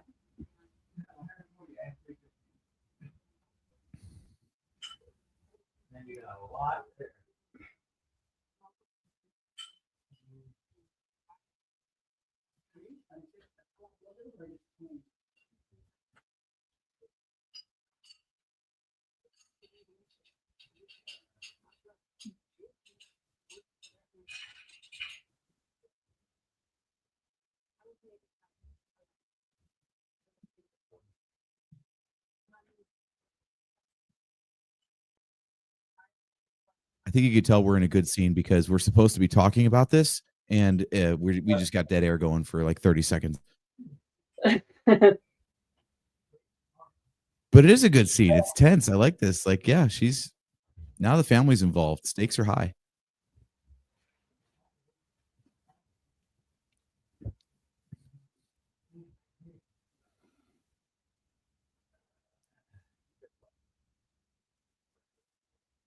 And I for one, I like that they didn't dodge, the obvious racial overtones in this. Yeah. Like you're saying, like Marvel, they try to steer clear of real world stuff as much as possible, but they can't dodge the fact that they're trying to get people on board with the idea of, well, Captain America, the face of America, is now black. Hmm. Like we'd all like to, be in a world where that didn't matter, but it does. I want to know how she got her cell phone number.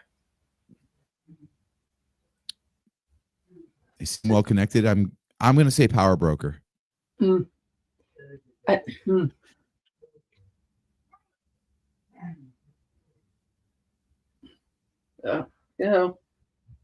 By the way, saying you're there to talk and then showing up in your Falcon outfit.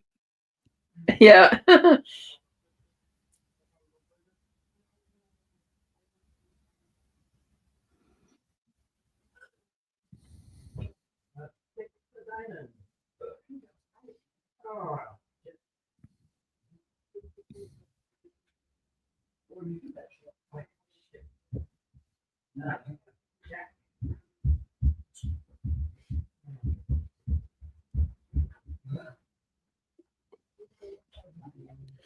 One thing I forgot to ask on my last podcast with JT and the regular show when we were recapping the Steve Rogers trilogy was which side do you come down on, Team Cap or Team Iron Man? This idea of heroes need oversight or heroes are the ones to provide oversight. Well, I think they're both right in different. Well, like Tony's right that they need to check themselves a bit more because, like Zemo said, yeah, you came and laid wait. You created an AI bot without any responsibility. You just left it alone at home while the AI was doing everything, and it wiped out an entire country. And you just went home. And it's like, yeah, you obviously need more accountability, but it's a terrible idea to want to put politicians and bureaucrats in charge of deciding who gets to when they get to send somebody like that in or not. Which is why Steve's also right that no, you shouldn't be beholden to a bunch of corrupt politicians. So that's why I think that that conflict works really well and makes that a very good movie because they both have valid points to raise. And yeah, the reason I bring it up now is because like that option that Carly just gave of like, look, even if you don't side with me, just leave me alone, just stay out of it. Yeah. And like as a hero, could you do that? Could you just say like, look, I see both sides, I'm not going to take one. Yeah. Like, is that a valid course of action for a hero? If they'd gone with the original script, I would say no, because in the original script they were trying to spread a super virus and kill millions of people. In this version of the story, since it's not really clear again what the Flag Smashers, like how they're trying to achieve their goals, then yeah, I guess it could be all right. But again, she's already shown herself to be a bit, way over the top and compared to her cohorts. Mm-hmm. Even this is a little confusing. Like, they're taking Hoskins prisoner. Yeah. For what purpose? Like, what demands would they possibly have? It's because the scene at the cemetery where she was talking to the other, super soldier, she had already decided that she was going to kill John Walker and Hoskins regardless of anything they were going to do because of what that symbol America means to her. Which is why in this upcoming scene when they're trying to kill him, it's framed like a regular action scene because the show is like taking it, okay, whatever. Whereas when he chases down the guy who was trying to murder him and does him in, they do it in a very slow-mo dramatic thing as if, oh, he shouldn't be doing that, because he's in the suit. And yeah, it's definitely a bad look for Captain America to be doing that in the suit, as it deliberately echoes that shot in Civil War when Steve Rogers did the same thing with the shield, bring it down on Tony. Even though I would say Walker's still justified in going after that guy, because it's like, yeah, the psycho, they were going to murder you regardless just because they don't like what they think you represent. So, yeah, that's why they're taking him hostage. They're going to kill Hoskins, and they're going to use him as bait to lure him in and kill them both. Okay, see, he's a lure. I was going to say, like, if you're planning on killing him, just kill him. I thought their plan was just basically to escape Captain America and not to try to confront him. No, they want. Well, no, because as we see, one of them is going to be restraining him while she's going to try and go in for the kill, and I think it's Sam who saves him coming up. But they I think so. Well, actually, he's freeing himself right now. Well, yeah, I meant that when John Walker is being restrained, Carly tries to go in to kill him, and I think Sam's the one who shows up and saves him. Mm-hmm. At which point he takes off after the super soldier to get him. We'll see here.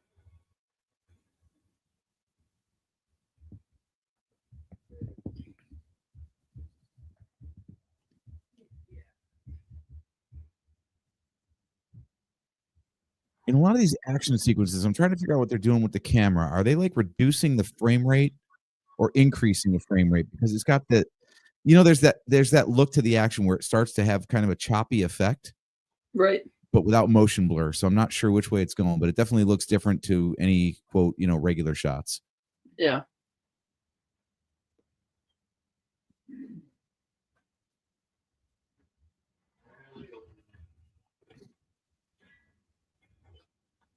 I mean, you can't fault the action in this series. Whatever missteps they made in future Disney Plus series, this thing, it looks as good as any of the movies, as far as I'm concerned. The action's good, but I don't think it's shot very well. It's like too many cuts, too many hectic like close-ups. It's like let the action just kind of speak for itself. Can't, like you said, the choppiness of it, the camera's kind of gyrating too much. Yeah, I watch wrestling here and there, and it's kind of the same thing where they use the cuts to rip Hoskins. Yeah. They use the cuts to hide the non-impact, and it's a lot like that in here where they're showing the build-up and the resolution without the impacts themselves on purpose, I think, so they can cut around those things. And it's also that they're trying to use editing to enhance the fight. It's like, look, if the action's well choreographed, then it'll be fine by itself. Like when George Miller in his Mad Max movies, he just lets the wide shots last for a long time. It's just like, let the action speak for itself, and the edit will be fine.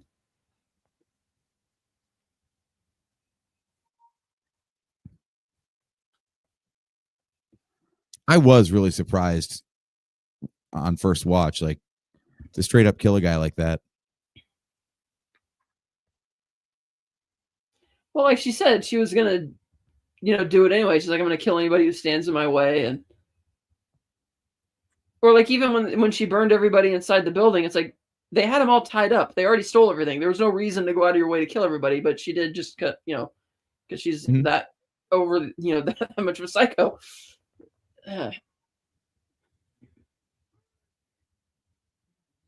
I was really shocked at how they did this. Well, yeah, because they're deliberately echoing Civil War.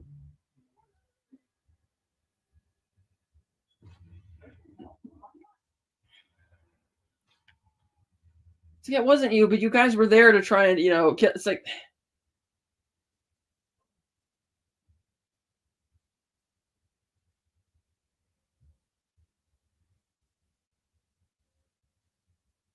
I mean, yeah, what if you were a spectator, what else would you do? You're not going to get in the way of it.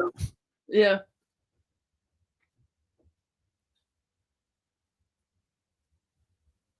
Of course, she's going to be a hypocrite about it.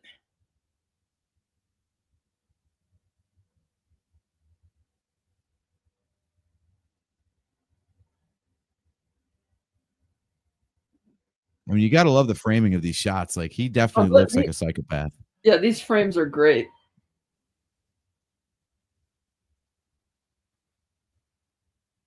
And there we go. Yeah. That's like the thing. It was like, oh, it wasn't me. I didn't kill him. But it's like you guys were literally talking at the cemetery about how you wanted to kill, do all this crap anyway. So it's like, yeah, it's like I had a friend of mine who I'm not going to dip my toe too far in, but someone who wanted to vote a certain way in the election and simply didn't make time in the day to go cast a ballot. Mm-hmm. And other people who,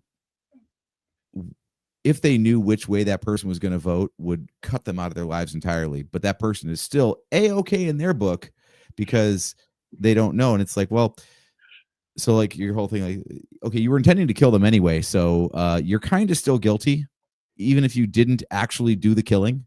You intended to, so motive still counts for something. It's a bit of a technicality to say, well, I didn't kill him. I didn't kill him. Exactly. Only because someone got to him first. It doesn't mean that you wouldn't have. And then she's standing there on the side looking all shocked that this just happened and coming from the girl who burnt and set a bunch of people on fire for no reason. It's like, really? That's classic. That's in so many stories though, where it is. Someone loses it because a bad thing happened to their ally or friend or family right. or whatever, but they were going to do the exact same thing to the other party. Yeah, I just watched this really great Hindi action movie called Kill. About this commando who gets on a train because he finds out his girlfriend is being forced into an arranged marriage, and he's tagging along, see if he could change it. And the train gets besieged by 40 thieves who are all part of the same family. These things apparently have happened in the past where it's like a coordinated, robbery. And the thieves are so indignant when people try and, defend themselves that they kill them without a thought. Oh, but God forbid if you kill one of them. And so the commander just goes total insane on all these guys. And it's great. But it's that same type of thing where every time the thief comes upon one of their own dead, it's like, but you literally murdered like 5 people for no reason, just because you're, just because they tried to defend themselves against you, So, and yeah, we could see how with the next 2 episodes how that series goes. And I admit it's not a great look for Cap in his first public speech as the new Captain America. Sam Wilson, the first thing he says is sticking up for Carly Morgenthau. I'm like, really? It's like the girl who's trying to burn everybody alive, who's trying to who said I'm going to murder whoever I want and I don't really care and all this type of stuff. It's like, wait, but who by the way, in the original script wanted to do the same thing that Thanos did. It's Mm-hmm. like, oh, but we got to stick up for this. Like, I don't recall you sticking up for Thanos, but right. We got to stick up for Carly. I'm like, it's kind of a bad look. Yeah, where's that scene in Infinity War Endgame where Sam is like, I get Thanos' point. There's too many people. Like, no, we're not sticking up for the guy who wants to wipe out half of life.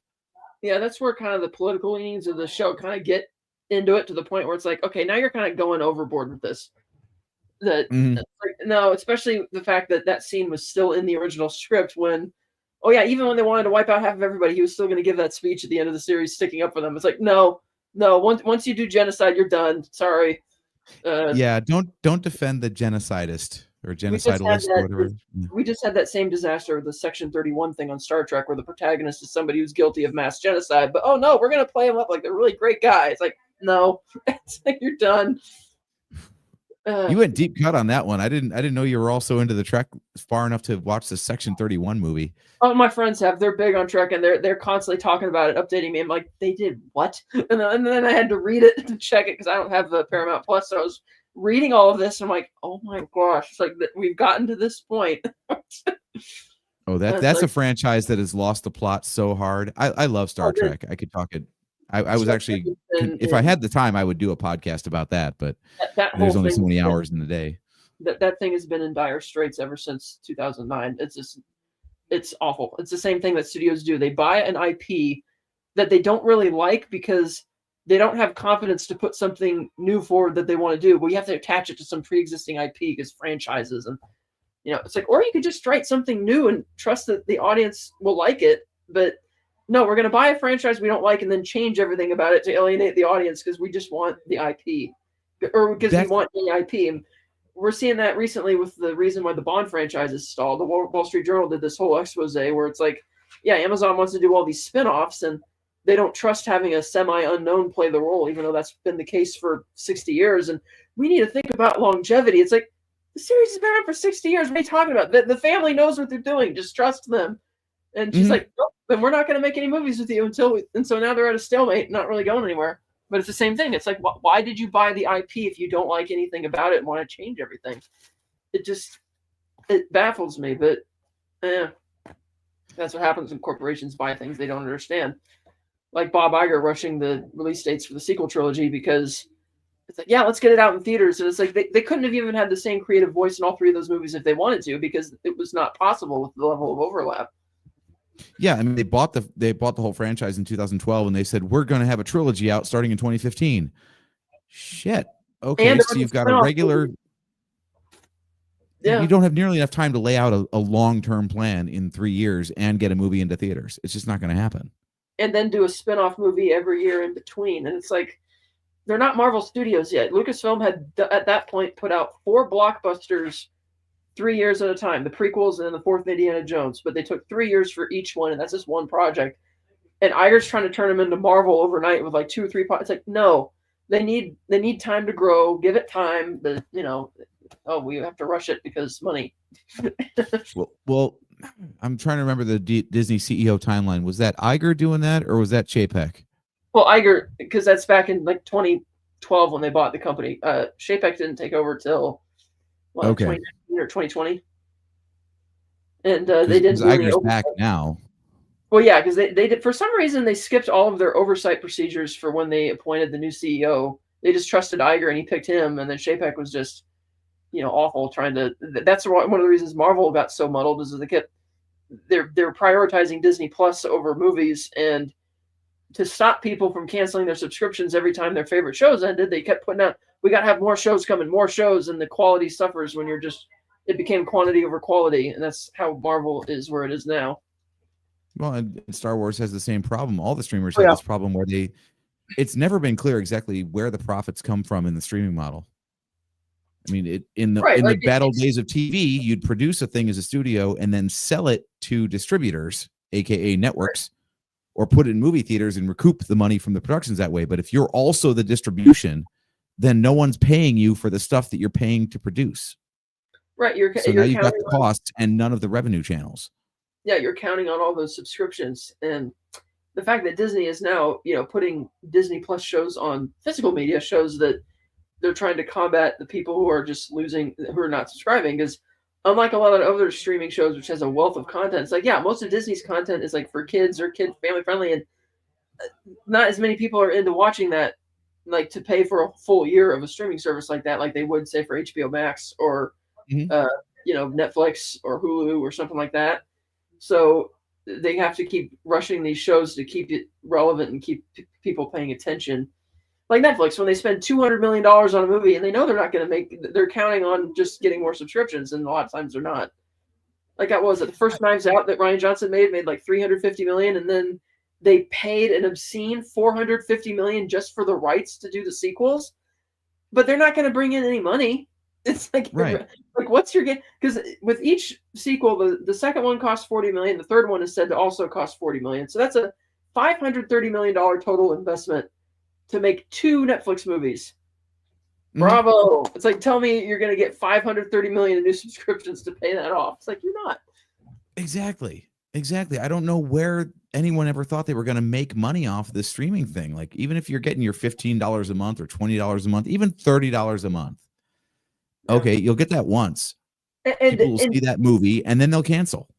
And it was only because of the pandemic and the lockdown that Disney Plus became profitable early, because had the pandemic not happened, Disney Plus was not expected to be profitable until fourth quarter of 2024. But because everybody was on lockdown, everybody was just, paying for it and sitting home and watching that, and that shot up all their streaming charts. But now they've just lost another 700,000 subscribers. And Paramount Plus on the other end was a bit later launching, but they're not on track to turn a profit till 2028. But that studio's in dire straits right now, being up for sale. So who knows what's going to happen with that? Well, they had the same problem. They announced like all this Star Trek content. Yes. I mean, we were eating good as fans for a while, but then they're canceling all the shows now because they're like, look, we don't make money on this shit. Like, no, duh. They didn't make money on any of the movies from the film trilogy either. Each movie had a bigger budget than the last, but they all lost money. Because again, you're trying to turn it, like, Star Trek has always been a niche thing, and they tried to change it and turn it into Star Wars. It's like, well, it's not. It's like Star Trek isn't Star Wars. That's the point. So that's not going to work. The same way Star Wars has struggled to make TV shows, Star Trek struggles to make movies. Right. And like Star Wars, it's like their TV shows for some reason are mandated to be mostly like 30 minutes long. Multiple times it feels like episodes are ending because the camera ran out of film rather than because they're at the natural end of the episode. And they're still spending astronomical amounts of money on those shows. Like when they said the budget of Andor was $645 million, it's like, on the one hand, I could see the quality on screen, but not the $645 million worth. It's like, where's all the money going? Yeah, and as a fan, like I remember the good old days of Star Trek back in the 90s where all TV shows, you get 26 episodes in a season, and they were 42 minutes to 44 minutes runtime because they were an hour-long show with commercial breaks.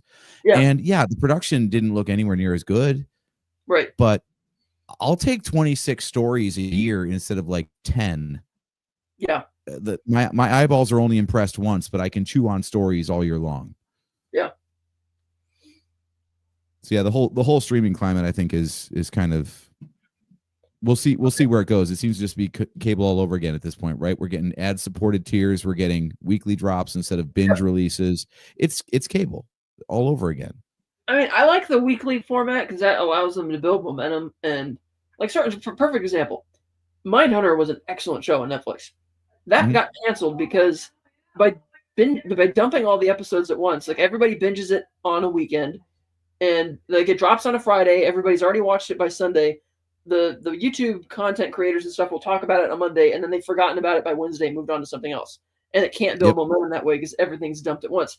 So, whereas when you put episodes out, you just build, like the Penguin series, for instance, defied logic in that every episode the viewership got bigger and bigger and bigger because it was just that popular. But you're right. It's like television, and now you have the bundle deals where you get bundle all these different streaming services, and then you have companies that are smart like Sony who are like, yeah, we're not going to have a streaming service. We'll just lease out our stuff. Like even though Sony's been struggling with their live action Spider-Man movies, which are just awful, and made 3 of the worst movies last year, but they're still like, yeah, we're going to lease those out and make money. Because why bother having a streaming giant, which is just going to cost billions of dollars and take so long to turn profits? And it's like, because Disney, it's like, yeah, even with Marvel and Star Wars, it's like, yeah, they're big properties, but they're not big enough to support an entire streaming service. It's like you need, and yes, Disney content, maybe 10, 15, if Disney Plus existed 20 years ago, it would have been a lot more successful because, yeah, you could get kids, it's a virtual babysitter for kids.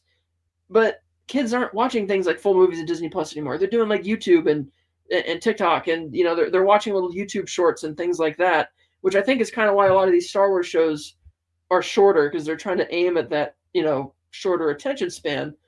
But it's like, how do you compete with you? Like, it just came out yesterday. YouTube is the most streamed platform of any of them in the world. Like they have as many as 1 billion minutes in views, or 1 billion hours of views per day, which is insane to think about. And it's like, how do you compete with that? Yeah, no, it's incredible. And I don't know where we go from here with that kind of stuff, because the other problem with this model is that, like, there's someone at some point will explain the cancellation of The Acolyte. I thought it was because it was poorly received, but it was the second most viewed show on Disney Plus. That's misleading though, because when you look at the stuff that preceded it in that calendar year, they didn't really have another gangbusters show that year. So then when they say, yeah, it's the highest show rated this year, it's like, yeah, but what other big premium shows have you been putting on the platform? It's like, not much. Because there was excitement for that show, because the pitch was very different from what the show ended up being. I'd like to see the way its viewership numbers stacked up to other non-canceled Star Wars projects. Yeah. And I think a lot of it also has to do with how often are people going back and rewatching it. That's the thing, is like, as much as we can say like, oh, well, fans didn't like it and that's why it got canceled. Studio doesn't care. If your eyeballs are on it, if you're watching it, they don't care if you love it or hate it. Yeah. As long as it's getting views. Yeah. And so if they had people canceling subscriptions and they're not getting the uptick in subscribers, and then just, okay, this didn't work. And Star Wars obviously makes a boatload of money on merchandising just every year, and then ILM and Skywalker Sound still being owned by Disney and Star Wars. I mean, that makes even more money for them as well. But it's like, you need, like Willow show that got pulled from the service entirely after 6 months, and that tells you, and it's like, to be fair, it's like, I can't imagine that anybody on that show was really demanding tons of residuals for that. It's like Christian Slater had a walk-on role, but he's arguably the biggest name that was on that show. But the fact that they pulled it anyway tells you how few people were watching it. Like, nobody must have been watching it. That, you know what, it's not even worth paying the 10 cents or whatever we pay, so we'll just pull it. And that's why I'm glad that you actually watched this on Blu-ray tonight, because that's one of the complaints, is like, if it's a streaming series that doesn't get a physical release, if it's pulled, it's just gone. Yeah. Well, I mean, again, like happened with one of the Star Trek shows. They had an animated series that they ran one season on Paramount Plus, and then they were 9/10 of the way done with the second season production, and they canceled it. They pulled the first season off the service entirely. And then Netflix bailed them out, and they bought it. So they put season 1 back up on Netflix and then released season 2. So good for that, but it's never had a Blu-ray release. So stream it while you can, because otherwise it just won't exist. Maybe I shouldn't say this, but when Willow got pulled, there were a bunch of bootleg Blu-rays on eBay. But another thing, funny that you mentioned that, just last week, Warner Brothers took you a want to bunch combat of piracy? movies. Give us a legitimate way to own it. Yeah, it's a simple solution. Warner Brothers just took a bunch of their movies, both good and bad, and put them on YouTube for free. Because on the one hand, they didn't want to pay residuals because not enough people were watching it on Max. But on the other hand, they were listening to people criticize that you're losing your cinematic legacy by just pulling these things off servers and not making them available. So they're like, okay, we'll just put them on YouTube so you can watch it. And like, that's great. Now, I don't know why YouTube would be free of the whole residual issue. I would still think they'd have to pay residuals, but I guess not. But that's cool that they're putting it on there. Don't monetize it. Yeah, because at least it's on there and it's available so people can see it, rather than just having it disappear, forever. Mm-hmm. I mean, and obviously, digital archives obviously are a lot more better than a film archive, because we've had those warehouse fires. Like, every Fox film made before 1939 was lost in a warehouse fire, because it was a fire. I can't remember what year that fire happened. It's like back in the 60s, but now you don't have as much of that problem because it's digitized. But if you're not putting it out there for people to have access to it, then it's just sitting on some server or on some flash drive in a warehouse, from the warehouse from Raiders of the Lost Ark. You got everybody. Yeah. Movie just sitting there that nobody's gonna see.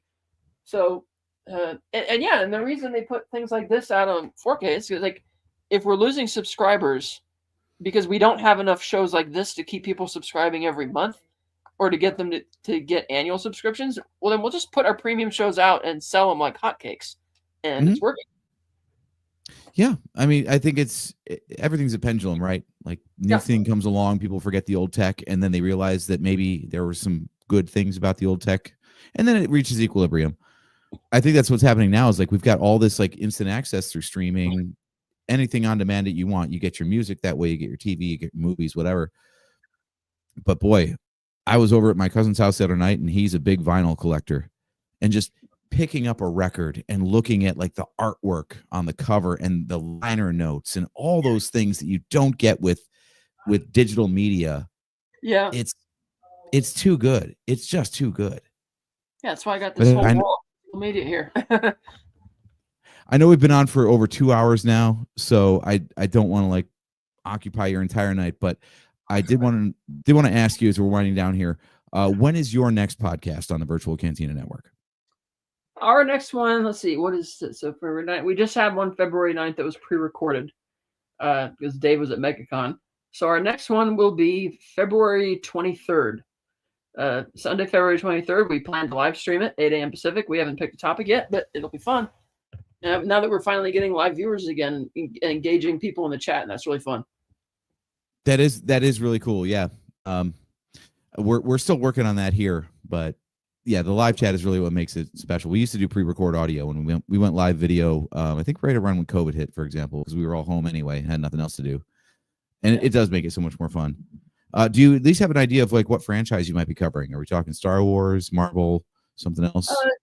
We'll probably be talking more Star Wars or something, and I'm sure Dave will share a lot of stories from MegaCon, which will be fun. So if anyone wants to check out that show, where can they stay tuned to you guys to find out what that show topic's going to be? You can check into the Virtual Cantina Network, our Star Wars Celebration Japan 2025 YouTube or Facebook group, and also Virtual Cantina Network YouTube channel, Unifying Force. So yeah, you could or the Instagram. We're on Instagram, like I think we're on all the socials, but it's just through Virtual Cantina Network. Like Unifying Force doesn't have its own separate thing. So yeah, you can check us out there. Cool. So just look for Virtual Cantina Network on all the platforms and find you there. Yep, absolutely. Perfect. Well, Kat, thank you so much for coming on tonight. Yes. It was great having you, and yeah, you know your Marvel. I love that. So and apparently some things about Star Trek too. So we got a few things we can talk about in future conversations. This is great. Absolutely. Like I said, I want to thank you for coming on. I'll put you in the green room real quick. I'll do my sign-offs here, and then we'll call it a night here. So guys, thank you so much for tuning in to a special presentation of the Nerf Herder Council for episodes 3 and 4 of Falcon and Winter Soldier. We will be back tomorrow night on our regularly scheduled time slot. And we are going to be covering, obviously, episode 5 and 6 with JT.